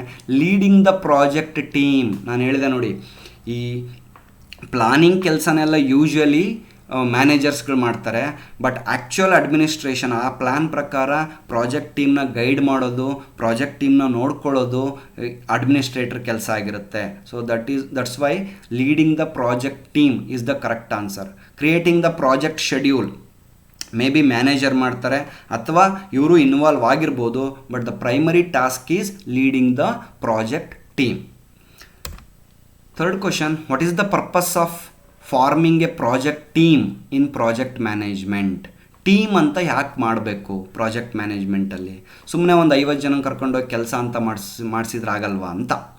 So ಅದಕ್ಕೆ ನಾನು ಆಗಲೇ ಹೇಳ್ತಾ ಇದ್ದೆ, what is the role of team, what is the importance of team ಅಂತೇಳಿ. To assign a task and responsibilities to team members. Team ಅಂತ ಮಾಡೋದು ಅವರಿಗೆ ಟಾಸ್ಕ್ ಮತ್ತು ರೆಸ್ಪಾನ್ಸಿಬಿಲಿಟೀಸ್ ಕೊಡೋದಕ್ಕೆ ಅಂತ. To provide administrative support to the project ಮ್ಯಾನೇಜರಿಗೆ ಅವರು administrative support ಕೊಡ್ತಾರೆ. To facilitate effective communication and collaboration. To manage project risk and issues. Project team ಅಂತ ಮಾಡೋದು, team means the word team indicates that ಯಾಕೆ ಟೀಮ್ನ ಮಾಡ್ತೀವಿ ಅಂತೇಳಿದರೆ ಒಂದು ಒಳ್ಳೆ ಕಮ್ಯುನಿಕೇಷನ್ ಮತ್ತು ಕೊಲ್ಯಾಬ್ರೇಷನ್ ಇರಲಿ ಅಂತ, ಅದನ್ನು ಟೀಮ್ ಅಂತ ಕರಿತೀವಿ. ಅವ್ರು ಯಾರಿಗೂ ಪರಿಚಯನೇ ಇರಲ್ಲ, ಅವರೆಲ್ಲ ಬಂದ್ಬಿಟ್ಟು ಅವ್ರವ್ರ ಕೆಲಸ ಮಾಡ್ತಾರೆ ಅಂತ ಆದರೆ ಅದನ್ನು ಟೀಮ್ ಅಂತ ಕರೆಯಲ್ಲ, ಆವಾಗ ಕಮ್ಯುನಿಕೇಷನ್ ಇರಲ್ಲ, ಕೊಲ್ಯಾಬ್ರೇಷನ್ ಇರಲ್ಲ. ಸೊ ಹಾಗಾಗಿ the correct answer is the option C. Next question, which of the following is A characteristics of an effective project team? ಒಂದು ಪ್ರಾಜೆಕ್ಟ್ ಟೀಮ್ನ ಕ್ಯಾರೆಕ್ಟರಿಸ್ಟಿಕ್ ಏನು ಅಂತ ನಾವು ಆಗಲೇ ನೋಡಿದ್ದೀವಿ. ಒಂದು ಟೀಮ್ ಅಂದರೆ ಏನು, ಯಾವ್ಯಾವ ಫ್ಯಾಕ್ಟರ್ಸ್ನ ಕನ್ಸಿಡರ್ ಮಾಡಿ ಟೀಮ್ನ ತೊಗೊಂಡಿರ್ತೀವಿ ಅಂತ ಈಗ ಯೋಚನೆ ಮಾಡ್ತಾ ಹೋಗೋಣ. ಎಫೆಕ್ಟಿವ್ ಟೀಮ್ ಅಂದರೆ ಏನು ಕ್ಯಾರೆಕ್ಟರಿಸ್ಟಿಕ್ಸ್ ಇರಬೇಕು? Limited diversity among the team members, minimal communication and interaction, high level of trust and cooperation, centralised decision making authority. So ನೋಡಿ, diversity, limited diversity among the team members ಅದು characteristic ಅಲ್ಲ. Team ಮೆಂಬರ್ಸಲ್ಲಿ ತುಂಬ diversity ಇರುತ್ತೆ. Minimal communication and interaction, project team ಅಂದಮೇಲೆ communication ಮತ್ತು interaction ಜಾಸ್ತಿ ಇರಬೇಕು. ಬಟ್ ದ ಕರೆಕ್ಟ್ ಆನ್ಸರ್ ಏನಿಲ್ಲ ಅಂತೇಳಿದರೆ, ಪ್ರಾಜೆಕ್ಟ್ ಟೀಮ್ನ ಕ್ಯಾರೆಕ್ಟರಿಸ್ಟಿಕ್ ಯಾವುದು? High level of trust and cooperation. ಒಬ್ಬ ಮನುಷ್ಯ ಮತ್ತು ಇನ್ನೊಬ್ಬ ಮೆಂಬರ್ ಮೇಲೆ ತುಂಬ ಟ್ರಸ್ಟ್ ಇರುತ್ತೆ, ಒಬ್ರಿಗೊಬ್ರು ಸಪೋರ್ಟ್ ಮಾಡ್ತಾರೆ. That is A characteristic of A team. Next, what is the primary purpose of project design in project management? Project design ಮೇಲೆ ಕ್ವಶನ್ ಇದು. ಪ್ರಾಜೆಕ್ಟ್ ಡಿಸೈನ್ ಅಂದರೆ ಏನು ಅಂತ ನೆನಪು ಮಾಡ್ಕೊಳ್ಳಿ. What is the primary purpose of it? Option A, to define project goals and objectives, to identify project risk and issues, to allocate project resources, to create a project schedule. ಈ ಎಲ್ಲ ಟಾಸ್ಕ್ಗಳು project ಡಿಸೈನಲ್ಲಿ ಇರುತ್ತೆ. Schedule ಮಾಡೋದು, resource scheduling ಮಾಡೋದು, budget allocation ಮಾಡೋದು, ರಿಸ್ಕ್ನ identify ಮಾಡೋದು, ಇವೆಲ್ಲ project ಡಿಸೈನಲ್ಲಿ ಇರುತ್ತೆ. But primary purpose ಏನು ಅಂತ ಕೇಳಿದಾಗ, to define the project goals and objectives. First ನಾವು ಗೋಲ್ಸ್ ಮತ್ತು ಆಬ್ಜೆಕ್ಟಿವ್ಸ್ನ ಸೆಟ್ ಮಾಡ್ತೀವಿ. That is the primary purpose of project design. Next question, which of the following is a key benefit of using project design in project management? Project ಡಿಸೈನ್ನ use ಮಾಡೋದ್ರಿಂದ ಏನು benefit ಸಿಗುತ್ತೆ? First option, enhancing project communication and collaboration, assessing project risk and developing mitigation strategies, allocating project resources and budget effectively, identifying project stakeholders and managing their expectation. Project design ಮಾಡೋದ್ರಿಂದ of course communication collaboration ಚೆನ್ನಾಗಾಗುತ್ತೆ, but that is not the primary purpose. Assessing project risk ಮಾಡ್ಬೋದು project ಡಿಸೈನಲ್ಲಿ. Allocating project resources and budget is very very important. ನಾವು design ಮಾಡೋದ್ರಿಂದ ಆ ಒಂದು smaller ಕಾಂಪೊನೆಂಟ್ಸಿಗೆ ಅಥವಾ ಆ್ಯಕ್ಟಿವಿಟೀಸಿಗೆ resource ಯಾರಿರಬೇಕು, ಅದಕ್ಕೆ ಎಷ್ಟು ಬಡ್ಜೆಟ್ ಬೇಕು ಅನ್ನೋದನ್ನು ನಾವು ಎಫೆಕ್ಟಿವ್ ಆಗಿ ಪ್ಲ್ಯಾನ್ ಮಾಡ್ಬೋದು. That's why option C is the correct answer. 7th question, what is the primary purpose of work breakdown structure in project management? WBS ನ ಪ್ರೈಮರಿ ಪರ್ಪಸ್ ಏನು ಅಂತ ನೋಡಿದರೆ, to identify and allocate the project resources, to estimate project cost and budget, to break down the project deliverables into manageable task, to monitor and control project risk ಅಂತ ಕೊಟ್ಟಿದ್ದೀವಿ. So ಇದಿಷ್ಟರಲ್ಲಿ ಯಾವುದು correct answer WBSಗೆ? To identify and allocate project resources, to estimate project cost and budget, to break down project deliverables into manageable task. And last option, to monitor and control the project risk. ಇದಕ್ಕೆ ನಾನು answer ಕೊಟ್ಟಿಲ್ಲ, ನಾನು ನಿಮಗೆ ಇದನ್ನು activity ಕೊಡ್ತೀನಿ. So ಈ ವಿಡಿಯೋನ ನೋಡಿರ್ತಕ್ಕಂಥವ್ರು comment ಸೆಕ್ಷನಲ್ಲಿ ಇದಕ್ಕೆ 7th ಕ್ವಶನಿಗೆ ಆನ್ಸರ್ನ ನೀವು ಕಮೆಂಟ್ ಮಾಡ್ಬೋದು. 8th ಕ್ವಶನನ್ನು ನೋಡೋಣ. Which of the following statements best describes a work break down structure? ಈ 4 ಸ್ಟೇಟ್ಮೆಂಟ್ಗಳಲ್ಲಿ ವರ್ಕ್ ಬ್ರೇಕ್ ಡೌನ್ ಸ್ಟ್ರಕ್ಚರ್ನ ಯಾವ ಸ್ಟೇಟ್ಮೆಂಟು ಡಿಸ್ಕ್ರೈಬ್ ಮಾಡುತ್ತೆ? It is a graphical representation of project stake holders and their roles. Project stake holders ಮತ್ತು ಅವ್ರ ರೋಲ್ಸ್ಗಳನ್ನು represent ಮಾಡುತ್ತೆ. It is a document that outlines the project's goals and objectives. ಈ ಡಾಕ್ಯುಮೆಂಟಲ್ಲಿ objectives ಗೋಲ್ಸ್ಗಳನ್ನು ರೆಪ್ರೆಸೆಂಟ್ ಮಾಡುತ್ತೆ. It is a hierarchical decomposition of a project deliverables into work packages. ಒಂದು ಪ್ರಾಜೆಕ್ಟ್ನ ಹೈರಾರ್ಕಿಕಲ್ ವೇದಲ್ಲಿ ಡಿಕಂಪೋಸ್ ಮಾಡಿಬಿಟ್ಟು ಅವುಗಳ ನಡುವೆ ಇರ್ತಕ್ಕಂಥ ಒಂದು ರಿಲೇಷನ್ಶಿಪ್ಪನ್ನ ತೋರಿಸ್ತಕ್ಕಂಥ ಡಾಕ್ಯುಮೆಂಟ ಇದು. Next, it is A schedule that outlines the sequence of project activities. ಯಾವ್ಯಾವ ಆ್ಯಕ್ಟಿವಿಟೀಸ್ಗಳು ಯಾವಾಗ ಮುಗಿಬೇಕು ಅಂತಕ್ಕಂಥ ಶೆಡ್ಯೂಲನ್ನು ತೋರಿಸುತ್ತಾ. ಸೊ ಇದರಲ್ಲಿ ನಿಮಗೆ ಡೆಫಿನೆಟಾಗಿ ನೀವು ಹೇಳ್ಬೋದು option C is correct answer. Hierarchical decomposition of project deliverables into work packages. ನಾವು ಆಗಲೇ ಒಂದು ಡಯಾಗ್ರಾಮ್ನು ತೋರಿಸಿದ್ದೀನಿ ಕಾಲೇಜ್ ಡೇ ಫಂಕ್ಷನ್ನಲ್ಲಿ, ಯಾವ ರೀತಿ ನಾವು ಹೈರಾರ್ಕಿಕಲ್ ವೇದಲ್ಲಿ ಡಿಕಂಪೋಸ್ ಮಾಡಿಬಿಟ್ಟು ಆ ವರ್ಕನ್ನು ನಾವು ಡಯಾಗ್ರಾಮೆಟಿಕಲ್ ರೆಪ್ರೆಸೆಂಟ್ ಮಾಡಿರ್ತೀವಿ ಅಂತೇಳಿ. So option C is correct answer. 9th question, the role of project administrator is primarily focused on. Project administrator ಯಾವ ಕೆಲಸದ ಮೇಲೆ ಜಾಸ್ತಿ ಫೋಕಸ್ ಮಾಡ್ತಾರೆ ಅಂತ? Making a critical project decisions, managing project resources, handling administrative task and logistics, creating the project strategic direction.